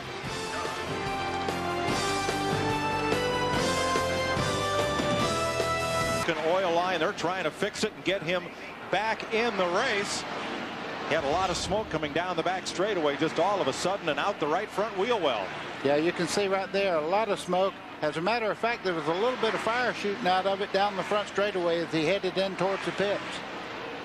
David Green just gets away from him, and you can see some of that oil getting onto the headers and creating some flames out from underneath the car there. So now there are only 5 cars on the lead lap. Elliott was on the lead lap. He had a great day going, Ned. He climbed out of the car, saw what it was. Ernie Elliott working on it there in the blue shirt, the engine man. And they helped Bill out of the car, and almost immediately he wanted to jump right back in. Yeah, after they found out what was wrong, I guess. He had a great run going today, Dick Berggren. Well, he did want to jump right back in again, Mike, but the car is so filled with fumes, he was only there a few seconds and bailed back out again. This oil line is not a major line. It's one that goes from the valve cover into the engine itself. It's not a big deal, but they don't have the thing back together again. And as Elliott sits here on pit road, they're trying to fumigate the car. They're blowing fresh air in it, and he is going down lap after lap. What a disappointment after such a strong run today in the Kmart 400. It's a heartbreak for the man who came in here, truly is the sentimental favorite at this racetrack where he has won 7 times. 28 laps from the finish.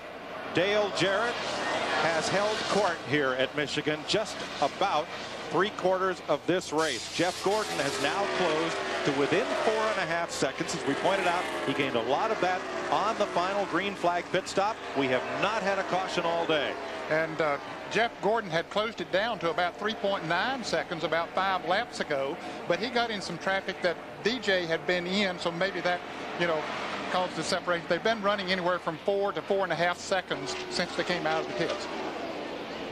So here's Jarrett and looking for Jeff Gordon. There he is. Second place car. There's your interval. The Burton brothers have kind of lost touch with one another. They are now 2 seconds apart, no longer nose to tail, but continue to be 3rd and 4th. Jeff in 3rd, Ward in 4th, and Bobby Labonte, last week's winner at Dover, is the 5th place car. And Bobby is in no danger of going a lap down. He's 24 seconds behind the leader, but the leader's running a little over 40 seconds, so he's still 16 seconds out in front of the leader. 1 lap down, Steve Park having a career day in Winston Cup racing for the former NASCAR modified ace. Rusty Wallace in 7th. His teammate Jeremy Mayfield 8th. Ernie Urban 9th. And Tony Stewart in 10th. Then John Andretti, Mark Martin, Kenny Irwin, Kenny Schrader, Dale Earnhardt, the top 15. Bill Elliott's back in the race as we have a look at Steve Park, the yellow and black car. And here's our leader, Dale Jarrett. He's locked up 5 bonus points for leading the most laps today. Here's 2nd place Jeff Gordon, number 24 in a Chevrolet. 3rd is going to be Jeff Burton in that number 99 Ford. And Ward Burton in 4th. There is Jeff Burton, predominantly black car, and there the yellow and black Pontiac of Ward Burton, number 22. Bobby Labonte is running by himself in 5th place. Kevin LePage in the 16 there. You can see the difference in the cars. It's all in the corner. The 2 cars run very similar down the straightaway, but when they hit the corner, the 88 car of Jarrett, just a rocket ship. Kevin LePage running in the 30th position, now 3 laps down.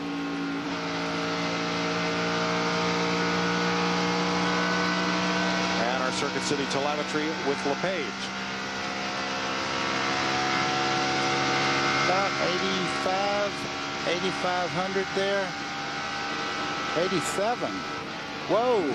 He's got a lot of gear in that car. You see, he's not running 200 down the straightaway there. Got a lower gear in it, which would kill that top end speed.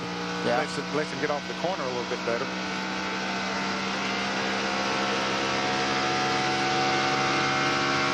Now down the back straightaway, they may not turn quite as much. Not quite as much because you come off the turn 2 and it's a 5-degree back straightaway into almost a square corner going in the next corner. But coming off turns 4, you have a good run and a big dog leg through the front straightaway here. This is a D-shaped racetrack, and so yeah, they just accelerate full all the way through this area here, and they're still accelerating to right along there. DJ will start backing out, then get down to the bottom of the racetrack, but they really carry a lot of speed into that turn. Dale Jarrett's trying to hold a 4.3-second lead on Jeff Gordon. Let's go to the leader's pit. Ralph? Well, Todd Barrett is crew chief. Todd, you've had a bit of a tight race car all day today. How tight is it now, and can you make it on fuel? Yeah, we can make it on fuel, no problem. The bar's a little bit tight.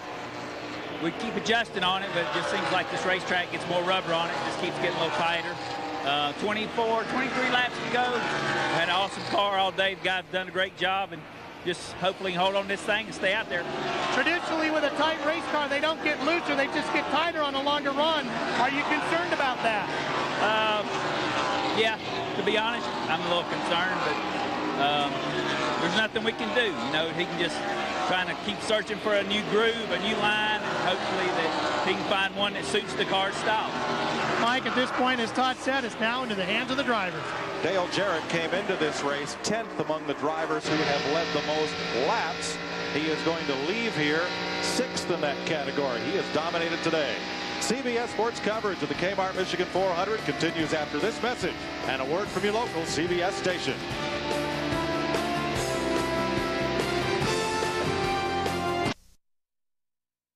CBS Sports presentation of the 1999 Kmart Michigan 400 is sponsored by Route 66. Jeans, clothes, it's not Main Street, only at Kmart, Budweiser, and by Goodyear. 182 laps complete. Passing flag at work for race leaders Dale Jarrett, Jeff Gordon, Jeff and Ward Burton, and Bobby Labonte. Somebody fan there looking skyward for help for his favorite driver, I think, because Dale Jarrett has been so tough to catch today. He will lead the most laps of this race. First time he's done that since Rockingham last October. He's led over 120 laps thus far today. Due to the interval, back to Jeff Gordon, and it is shrinking. Watch for that bright orange nose number 24. 3.9 seconds last time by. Yeah, that's down from when you mentioned it a little while ago, 4.35. Jeff Gordon using a lot of the racetrack up, and right now he's letting it all hang out, and there's a lot of racing to go yet. This thing is not settled by any means. Gordon is closing in. The question is, in 17 laps, how close can he get? Well, he's trying everything he can. He's drafting every car he comes up on. He's using everybody out there as an advantage right now. Nice. Still a couple of lapped cars separate them on the racetrack. On the 24. Okay, so that was Todd Parrott. Said the DJ ran a 40.90 and 40.85. That's in seconds for the 24. So he gained 0.05 of a second that time around. That shows up on our computer here as well. Wally Dallenbach is battling Dale Earnhardt for position. They are 15th and 16th place. 16 LePage is not part of that battle, but you'll find Earnhardt right alongside Dallenbach. And Michael Waltrip is in it as well for 17th place. Those three are having a great fight. Okay, the Earnhardt car, the black car, right down on the bottom of the racetrack. Kevin LePage is 16 on the outside there. You can hear Dallenbach having to get out of trouble because he's side by side with Michael Waltrip down the front straightaway. Looking back from our TV guide cam on board Kevin LePage at that battle between the 25 and the 7 for 16th position. Earnhardt in 15th, just ahead. Just past Dallenbach a lap ago. And at the end of that group right there, Steve Park, we talked about him not long ago. He's still out there trying his best in 6th place. There's Park having a career day. Now he's got to work his way past those cars, which are one lap further down than he. Oh, Waltrip down on the inside. Yeah. Look out. 3 wide. Here we go. Somebody will have to back off before they get to the turn. Michael, maybe it should be you. No, it's LePage. Well, he was not on the same lap as those other drivers, so wise move by the Shelburne, Vermont driver, Kevin LePage. Yeah, very smart. And of course, so one car, Steve Park, was able to get on by Michael Waltrip, but here comes Waltrip back. He's got a run on him going down the straightaway.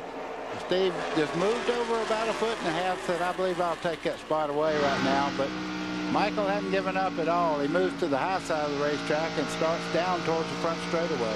Well, Steve Park coming up cost Michael in his battle with Wally Dallenbach. He's dropped several car lengths back from Dallenbach and Earnhardt. From 15th on back is that battle. And up front, Jeff Gordon has cut it to 3.5 seconds, 3.509. He's gaining. 13 laps to go. The lapped cars between those two include Jarrett's teammate Kenny Irwin. But gaining 1/10 of a second a lap won't get it, Mike. He doesn't have enough time. Not unless they made this a 500-miler, Ned. Yeah.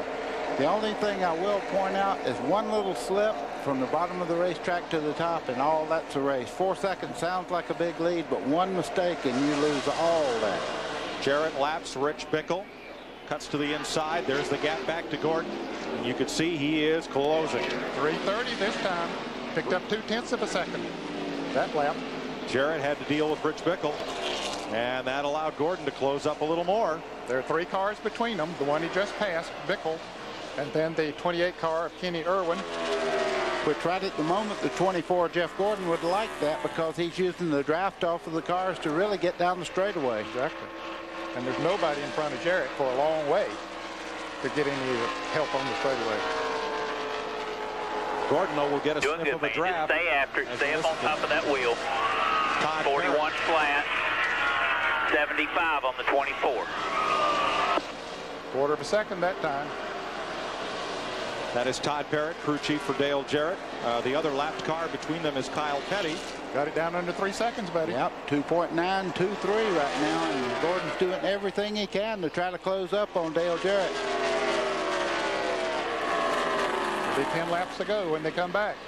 David Green and Rick Mast back on track after a final pit stop for a splash of gas. Some of these cars coming in now not getting quite as good gas mileage to make this a 3-stop race. Gordon has passed Kyle Petty. Now just 2 cars between he and the leader. 40.95. Todd Parrott giving lap by lap counts where the 24 is at. And one thing he did say just a second ago, stay on top of that wheel. Don't relax. Do the right thing. 2.7 seconds first to second. Jeff Burton now 3 seconds ahead of his older brother Ward in that battle for 3rd place. Bobby Labonte also still on the lead lap. Jeremy Mayfield coming into the pits. He has been short pitting all day. Has not been able to run 50 laps. Rusty Wallace will probably be coming in for too long. He has not been able to do it either. Plus 2.7. Final pit stop for Mayfield. 40.90. Todd Parrott. 85 on the 24. 0.05 of a second to gain that time. Gordon's still picking up, but Ned, he's got a long ways to go and a short time to do it. Yeah.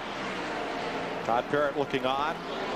You know, the teams communicate in seconds per lap, not miles per hour, as you folks read in the papers, because stopwatches don't easily convert those seconds to miles per hour. You say I ran a 20, that's like a 43.20. You say I ran a 20, everybody in the garage knows what you mean. Nobody in the grandstand probably would. Yeah, that's true. When you say 0.02 of a second, you don't have to give them that interval. They can see them in the mirror. But they use that shorthand just by going by the stopwatch. 40.85 on the 24. Now the 24 has a couple of cars to deal with there. Now how much will they hold him up? How much time will that cost him? 2.5 seconds the distance. 8 laps to go. Now this will cost him a little bit right here, Mike. When you come, even though he's making that pass pretty easy, buddy, but it still cost him some time. You're exactly right. He couldn't go out towards the wall and maximize his run off the corner there. Rich Bickle in the purple car there was on the outside, and he had to pinch the car down. That hurt him straightaway speed-wise. Now, meanwhile, Jarrett will catch some other cars before this race ends.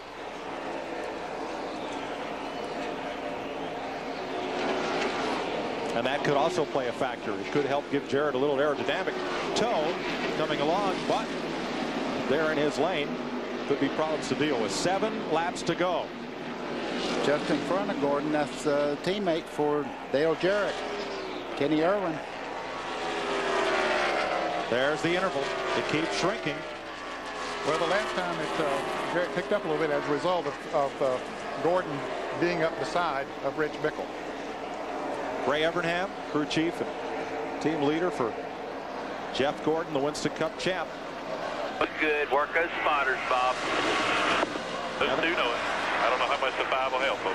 Well, I see the 5 car, he said, that's Terry Labonte. That's Jeff Gordon's teammate right in front of Dale Jarrett. And Dale Jarrett's teammates right in front of Jeff Gordon. Clear high, extra a whole lot.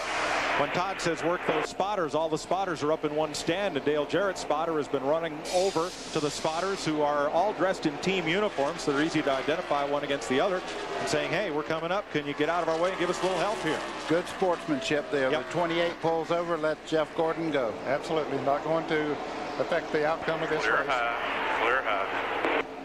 Now Jarrett has got by 2 of those cars that were in front of him. 5 to go, 5 laps. You're doing good, nice and smooth.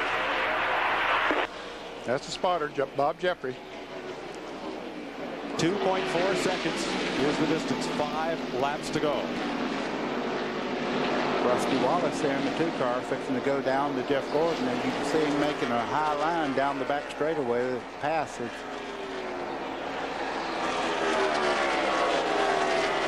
track that gave Dale Jarrett his very first Winston Cup victory looks as if it may be set to reward him with another. Mike, you have racetracks that you just have good luck on, and this is one of Dale Jarrett's best racetracks, I think. He just manages to get that race car. He gets in a rhythm and does a great job out there. But he does a good job of driving it, but he also has a great race car. You know, horsepower is, we've talked about handling, which is very important on this racetrack, but horsepower is very important too, and Robert Yates always gives him great horsepower. The first Winston Cup race at Michigan, 1969. Cale Yarborough took home $17,600. Today, first man to the flag will win over $100,000, and every one of the 43 drivers will take home more money than Cale did that day 30 years ago, which, Cale, if he's watching, I'm sure he's not thrilled about that. But that's how far this series has come. And this sport. Come a long way since those days, hasn't it? All right, buddy, you're Dale Jarrett. What are you thinking here with 3 laps to go, and it's gone all your way thus far? He's aware right now that it's his race to lose. Right now, he's got to do the right things, not make a mental error. And as well as the car is handling, although Gordon is chopping down his lead somewhat, he has to run the perfect lap and not let anything pressure him. Don't make a bad move through lap traffic. Gordon has it cut down to 1.9 seconds. There's that. Rusty Wallace battles along with the 28 for 11th place, Kenny Irwin. That is for position. 2 laps to go. 2. Jarrett about to lap past the 98 of Rick Mast, which is the most interesting multicolored car since James Hilton brought a car to Pocono that was live on one side and red on the other. Yeah, and the next car in front of him, Mark Martin, just been off a little bit all day, and you can see Jarrett moving right up on him there. Yeah, Mark had that extra pit stop when he had a lug nut that was left loose. He's in 10th place. Dave Blaney makes a final pit stop, gets a push away. He may have run out of fuel trying to stretch it. And the rookie will get to finish this one. Only one car in the garage, that being Jimmy Spencer. White flag. White flag. Last year's winner just ahead of this year's point leader. Boy, I tell you what, Gordon's really chopped it down. It's about a 15-car length lead right now. 1 second. That's all. 1 second. It is about 15 car lengths, as Buddy says. There they are. Gordon sweeps into the back straightaway as finally Mark Martin yields to Jarrett. Gordon can now sniff the draft to the race leader. Clear low. Jarrett up high. Gordon right in his tire tracks on the high side. Boy, he's closing in. I know Jarrett's taking it very carefully, but the 24 is just there, right behind him. You see the orange nose coming for the flag. And Dale Jarrett wins the Kmart Michigan 400. Brought this one back to the Motor City. And that's an important win. As Todd Parrott just pointed out, all the Detroit automaker brass are here in the VIP suites looking on. So this one will go to Ford. And to Robert Yates, driver Dale Jarrett. Jeff Gordon is second. Jeff Burton is in third. There is Burton, came in second in points. Will hold on to that spot with a third place finish today. Older brother Ward Burton is fourth and Bobby Labonte fifth. Those are the lead lap cars. And Bobby Labonte was in third in point standings coming in. He'll hang on to that position. Jeff Gordon, we'll have to see how it all calculates out because he was sixth. He could move into the top 5. There will be a bonus for DJ winning here today. Winston puts up $10,000 per race if you're the leader in the point standings after the race. Let's go down to the winner's pit. Ralph Shaheen. Well, we're down here with the winning crew chief, Todd Parrott. Boy, it's been a while since you've really dominated one like that. Tell me about your emotions today. A lot of them. You know, it's we haven't done this since '96. We didn't run that strong here in '96, but we had a great race car, and you know, this is just a total team effort. It goes to show you what a team effort it takes to win on this this division. And the guys in the fab shop worked night and day on this car for about a week. And it's a car we had at California. Wasn't very good. Went home, put a new dress on it, and came up here and ran awfully strong. I'd like to say hello to Tyler, wish him happy birthday, Debbie Chandler at home, and all the guys in the fab shop, and Granny Parrott. Granny Parrott, this is for you, baby. I can tell you're a little choked up here today. Was this what you needed to get this championship, a win like this? You know, it's just... It's okay. It's all right. It's what we needed. You know, these guys have worked so hard. You know, we're not going to give up, and that's what the T-shirt says. Mike? 20th career win for Dale Jarrett, tying him with Speedy Thompson and Ricky Rudd for 26th on the Winston Cup all-time victory list. We'll be back to talk with the winner right after this. This CBS Sports Race Summary is sponsored by Haviland Formula 3 Motor Oil. Add more life to your car.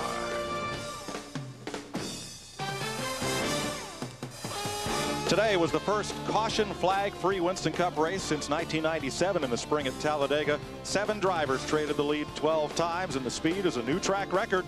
Average speed with pit stops 173.997 miles per hour. Only Jimmy Spencer ended the race in the garage. Let's go to Victory Lane and Ken Squire. And here's the man that's done it, who's driven about as perfect a race as you can do it. Dale Jarrett, out of the number 88, Robert Yates. Ford Taurus. Could it have been any better than that, Dale? Probably the best race car I've ever driven.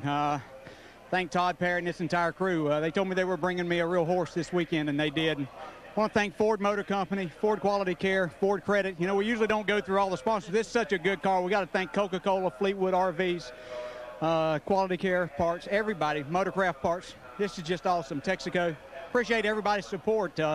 This was just a great day for us. We needed this. You know, we've struggled along the way, even though we were leading the points. Didn't struggle today. Not one bit, and no cautions. Second time in history of this race. Yeah, I was sitting there praying for no cautions, as good as the car was. Plus, I knew that Jeff got his car better. He was catching me. Looked like it got a little cooler and the track got more rubber. My car got tighter. We adjusted it some, but we didn't want to go too far with it. Did you have any more for him at the end if you needed it? No, I was going pretty hard there. My car just picked up a real push there, and I was glad that we didn't have any more time. Record holder at Michigan at 174 miles an hour. Dale Jarrett, congratulations. Let's go to Dick Berggren. Well, a couple of weeks ago when Jeff Gordon was having trouble finishing races, well, you said, gee, we got to get top fives. This is the first time I've seen you crack a smile with this second place. Well, I'm not real thrilled about the type of second that we brought home tonight or today, but I'm happy that we finished. And you know, when you go back a few weeks ago, and I would have taken this in a heartbeat. But you know, there's just a certain thing about about going out there and being fast and being competitive, and maybe getting beat on fuel mileage. It just kills me when we're out there just getting slam beat. I mean, every single lap from the time you pull off pit road to the time you pull back to pit road to get tires. You know, the 88 and Dale Jarrett and all those guys, they did a heck of a job. They had us beat. We're happy to bring home the DuPont Chevrolet in second, get some points, get some momentum, you know, and hopefully make some gains on them. But pretty boring day for me today, actually. You had a great look at that number 88 car. Where was he strongest, Jeff? I did. I couldn't see him. I don't know. I mean, I saw him when he was letting off there at the end to make it look good. Dale Jarrett's really, really good at a lot of things, and driving a race car is one of them. But he would just roll and cut the middle so good. When he did get by me early in the race, when we were having fun at the beginning of the race. It was exciting at that point, and he could just really float in there, turn the corner, and step on the gas and go. And that's what you need everywhere you go. Good run today, bud. Second place for Jeff Gordon. To Mike Joy. There can only be one winner, but you've got to admire a fellow who hates to lose as much as Jeff Gordon does. We'll talk to lots more drivers when we come back to Michigan after this. And I'm with the third-place finisher, Jeff Burton. Boy, that car was kind of like a work in progress today, changing the tire pressures on pit stops and trying to perfect it. You're going to be happy you finished third. Well, we're happy. We're not overjoyed. You know, we always like an opportunity to have a chance to win, and we didn't have that today. So we're always disappointed when we get beat that bad.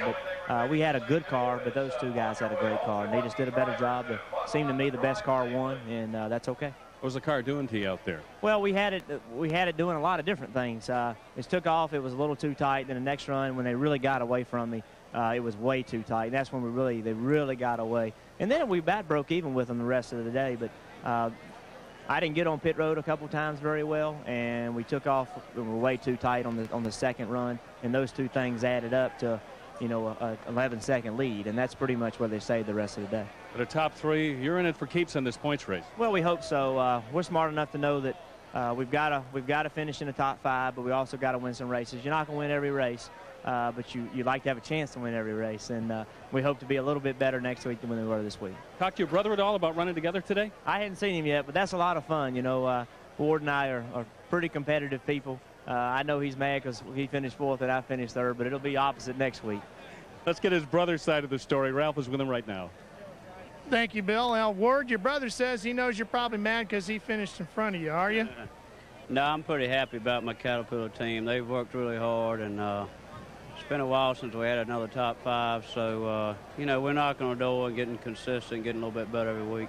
You and your crew chief, Tommy Baldwin, have even been running some bush races together, really working on developing the communication between the two of you. How is that, and how's it coming? It's good. Tommy, he never gives up. You know, as long as I'm complaining, he's changing, and he knows when he gets the car right, we'll go fast. And I know that he's one of the most capable guys in the business. The good thing is, you know, we've got a lot to learn together, but I'd like to say I know Eddie and Shelby and Justin are watching at home. Tried to win this for Kevin, but we'll get it next time. Thanks. All right, Ward, you can tell it's a very emotional day for Ward Burton, as we talked about earlier today, Ken Squire.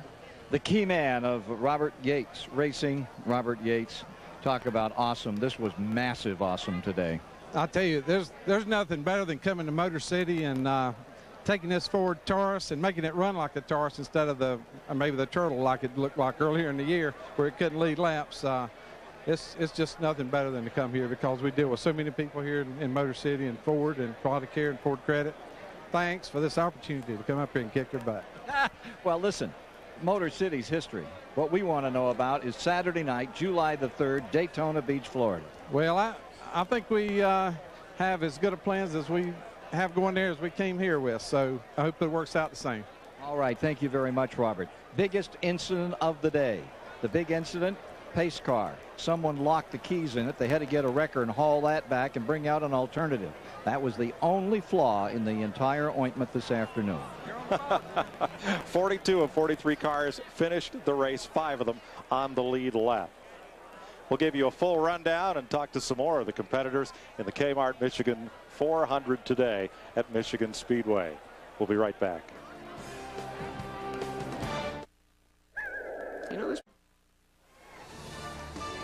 Coming up next on the CBS Sports Spectacular, Doug Flutie, Tommy Moe, Warren Sapp, Wayne Corbett, and many more battle to be the best at the Snapple Superstars. Then Marion Jones heads up the competition, long jumping in front of her hometown crowd at Raleigh in the Pontiac Grand Prix Invitational Track and Field Meet. Next weekend, CBS Sports renews the greatest rivalries in tennis at the Quality Challenge. Saturday at 4 p.m. Eastern, Bjorn Borg versus John McEnroe. Then on Sunday, beginning at 3, the winner will battle either Jimmy Connors or Mats Wilander. Well, let's go to a driver who had his career best Winston Cup finish today. He's with Dick Berggren. Big day. They just finished loading that 6th-place car into the trailer. Steve Parks had a smile on ever since he got out of that thing. How was your day today? Well, I'll tell you, it was a hot day, but I'll tell you what, running that good, we felt great all day long. And, you know, to have the Pennzoil car finish 6th is just is an honor. I'll tell you what, these guys have been working hard. We've had great pit stops all day long, and with the addition of Paul Andrews, he's just done a wonderful job to rally this team to a team that's capable of running the top 10 in Winston Cup, and we're excited right now. Long run without a break in that race car. Have you ever run that long without a break? I don't think so, but we're having so much fun. It was like I didn't even know we didn't have a caution flag, and we just kept making our scheduled pit stops, and we're getting great fuel mileage. And my hats off to the guys back home. They built a great race car. It's a car they turned around at Pocono to bring here, and we're turning it around and bringing it back to Pocono again. So guys, be ready to work when we get home. And my hats off to the engine shop too. These guys, they built great horsepower that got good gas mileage, and that's what it's all about at Michigan. You don't even look tired. Aren't you tired after all this racing today and no break? Dr. Dick, I'm too excited, man. We finished 6th. I'll tell you, this is great. I'm excited. I'm going to sleep great tonight. And, you know, I'd also like to congratulate Jimmy Johnson and the ASA and Scott Goodyear. They're two of my fellow Pennzoil drivers who won races, and we were trying to pick up a three-peat today, and we just couldn't do it. We're just going to sell for 6th. And we congratulate you, Steve Park. Job well done. To Bill Stevens.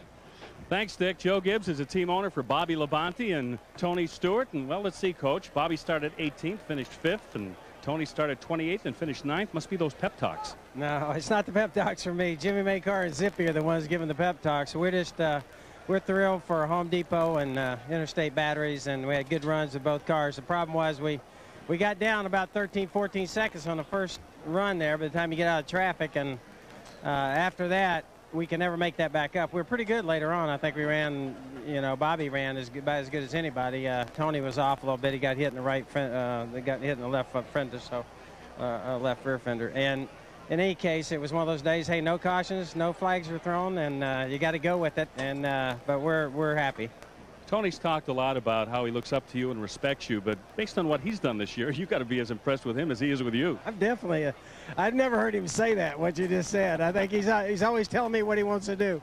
But we've had a good relationship with Tony and Home Depot. That's just been a real neat relationship. In the car, I got to tell you the truth, nobody thought that. I thought Tony would race great, have some excellent runs, but to think that he would go this far up in the points this early, it's just been great. And of course, Bobby, this is our chance, you know, we feel like, to make a run at a championship. And Dale had a great car today and outrun us. We come in 5th, and we'll just take that and go home. Well, this man has coached 3 Super Bowl champions, and he had the driver that won the '93 Daytona 500. That was that Jarrett kid. How many guys can you say that about, Mike? Quite a resume in racing that Joe Gibbs is building in a straight line as well as oval track.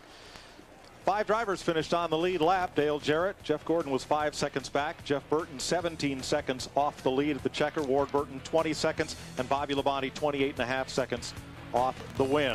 Steve Park, Ernie Irvin, and John Andretti were 1 lap behind. These drivers were 2 laps back. Tony Stewart, again, leading rookie in the race. Mark Martin there in 10th. Kenny Irwin 11th. Rusty Wallace 12th. Kenny Schrader, Wally Dallenbach, Michael Waltrip, Dale Earnhardt were all 2 laps down. Jeremy Mayfield 17th, Mike Skinner 18th, Johnny Benson 19th, Jeffrey Bodine in 20th. All of these guys had great runs today, but look how far back to finish. Kenny Wallace, Sterling Marlin, Terry Labonte, and Rich Bickle. Yeah, they were all 2 laps down, back to Kenny Wallace, and then those 3 drivers on the right of the screen, and these were all 3 laps down. Ted Musgrave, Jerry Nadeau, Kyle Petty, Chad Little. All you had to be was a couple of tenths off every lap, and this is what would happen. You end up several laps back. Kevin LePage, Brett Bodine, Bobby Hamilton, and Derek Cope, all 3 laps down, as were these 4 drivers. Dave Blaney, Joe Nemechek, David Green, and Elliott Sadler. 4 laps back, Rick Mast and Ricky Rudd, Darrell Waltrip, 5 laps off the pace. Loy Allen, 5 laps down. Bill Elliott, after 7 laps for repairs, he was 6th when he pitted. He got back out and finished. Oh, yeah, that was such a great run. Led the race some for Harry Melling, its car owner for years past. Only 1 driver out of the race, that being Jimmy Spencer, finishing behind Robert Presley. We'll be back with lots more from Michigan International Speedway, where Dale Jarrett has won and shattered the track record for 400 miles by a full 8 miles an hour. Ay-ya. We'll be right back. CBS Sports presentation of the 1999 Kmart Michigan 400 is sponsored by Route 66. Jeans, clothes, it's not Main Street, only at Kmart. Ford Ranger. And by Haviland Formula 3 Motor Oil. Welcome back to Michigan Speedway. Dale Jarrett, the winner. Let's go to Ralph Shaheen in the garage area. Well, I'm with the crew chief who finished in 2nd place here today. This would be Ray Evernham, crew chief for Jeff Gordon. What did you think about the race today? Your car was pretty strong, but the 88 was even stronger. Yeah, when you have a place like this, that the track is normally pretty smooth and you don't have cautions and you can see who's got the fastest car. The 88 had the fastest car today, and our car was just second fastest.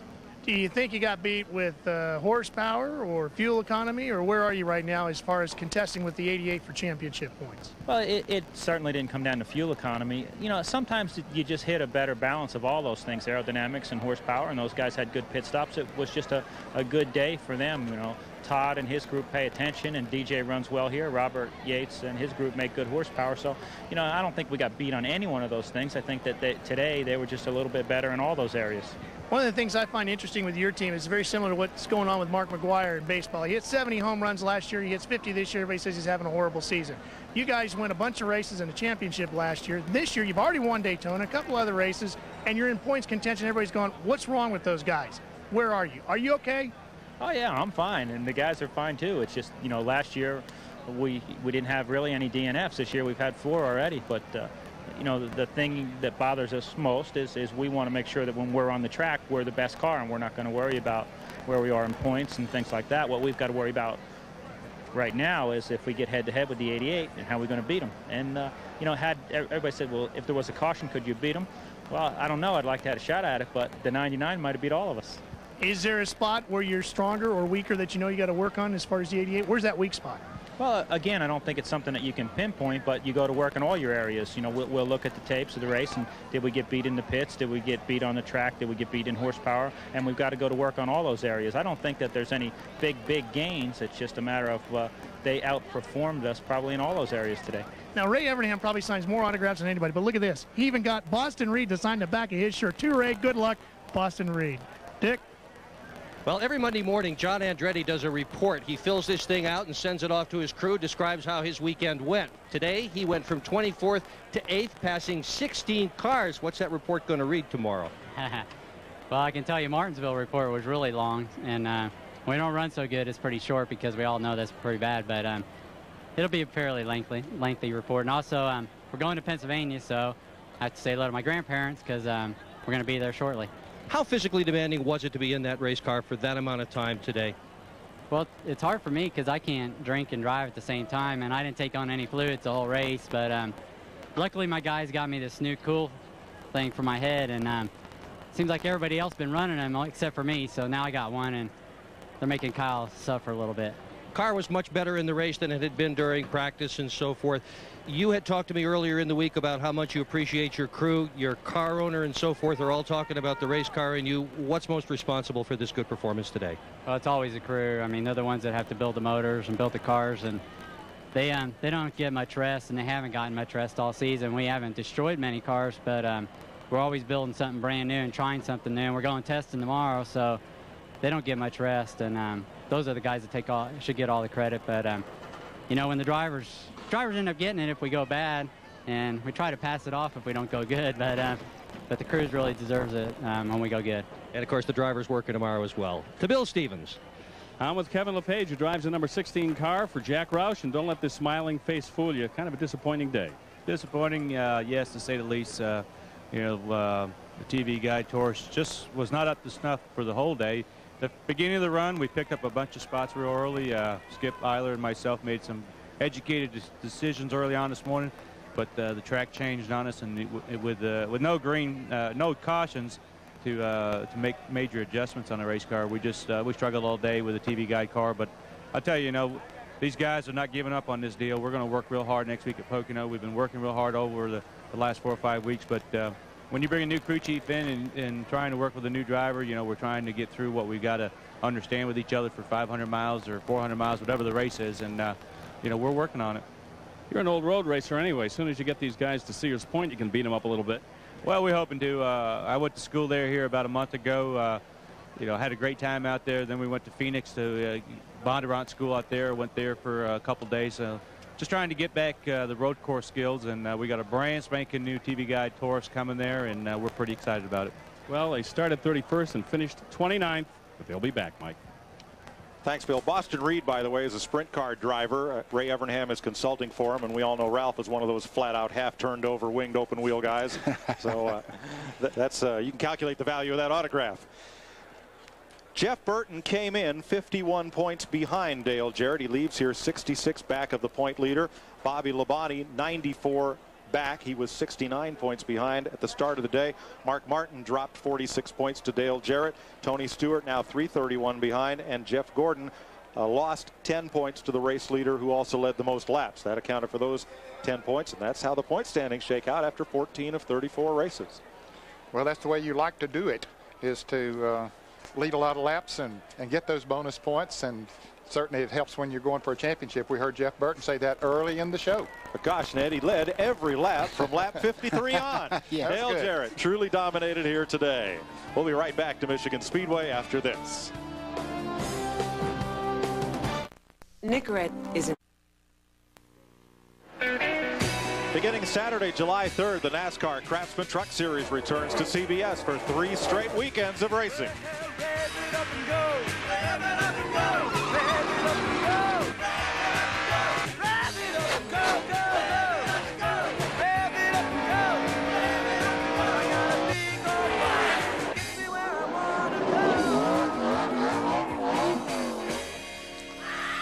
Saturday, July 3rd at Milwaukee.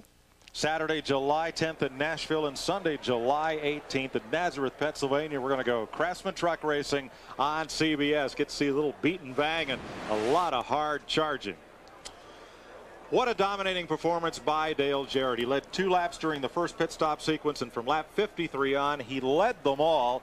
Buddy Baker, did you ever have that dominant a car? Yeah, it was at Daytona in 1980, but you have to really savor these days because you don't have a car as good as Dale Jarrett had every time you show up at the racetrack. It's hard to get nowadays with the way competition is. It is so difficult to get that little bit of an edge. And really, it was only maybe a 1/10 of a second a lap. I mean, that's nothing. At the end, Jeff Gordon had that edge. He was gaining a 1/10 to 1/1500 of a second a lap, but he ran out of time. And remember, with the rain last night, every team had to guess on the setup.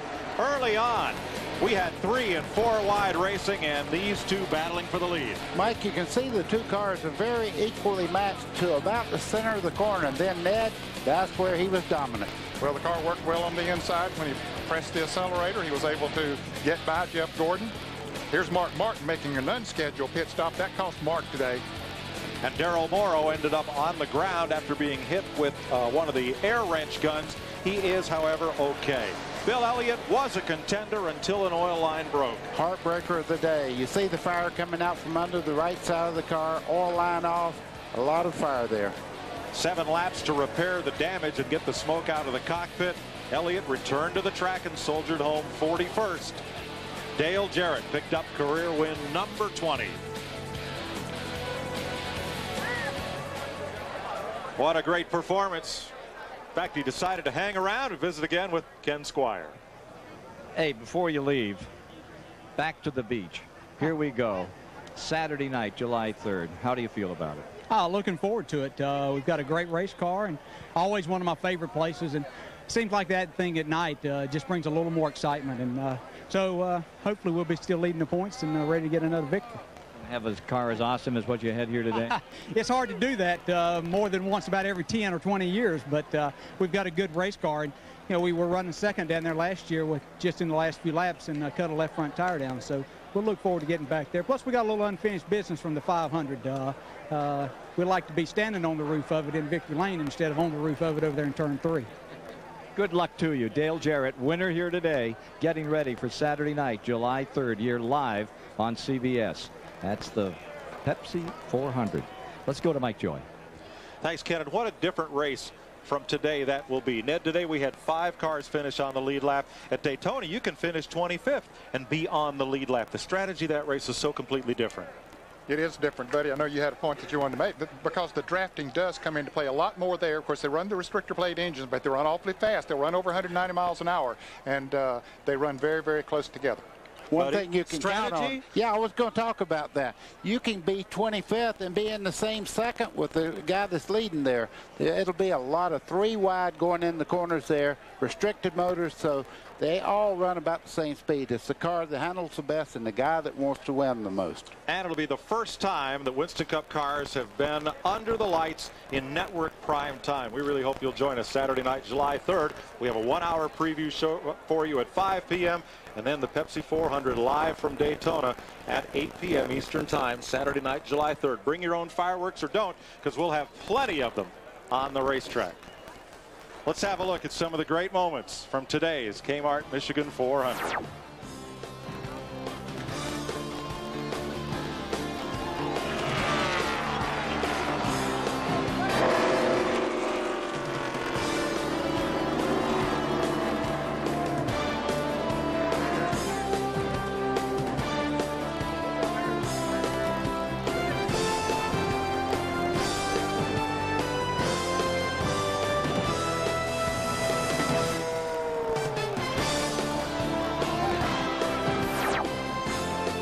Winston Cup Racing returns to CBS Saturday night, July 3rd with a Pepsi 400.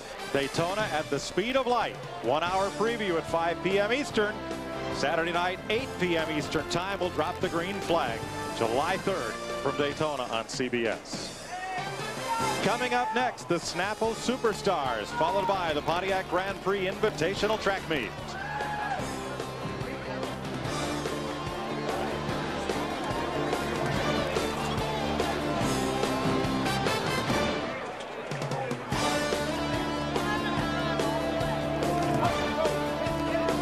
So for all of us at CBS Sports, Mike Joy saying so long from Michigan Speedway, where Dale Jarrett has won the Kmart Michigan 400.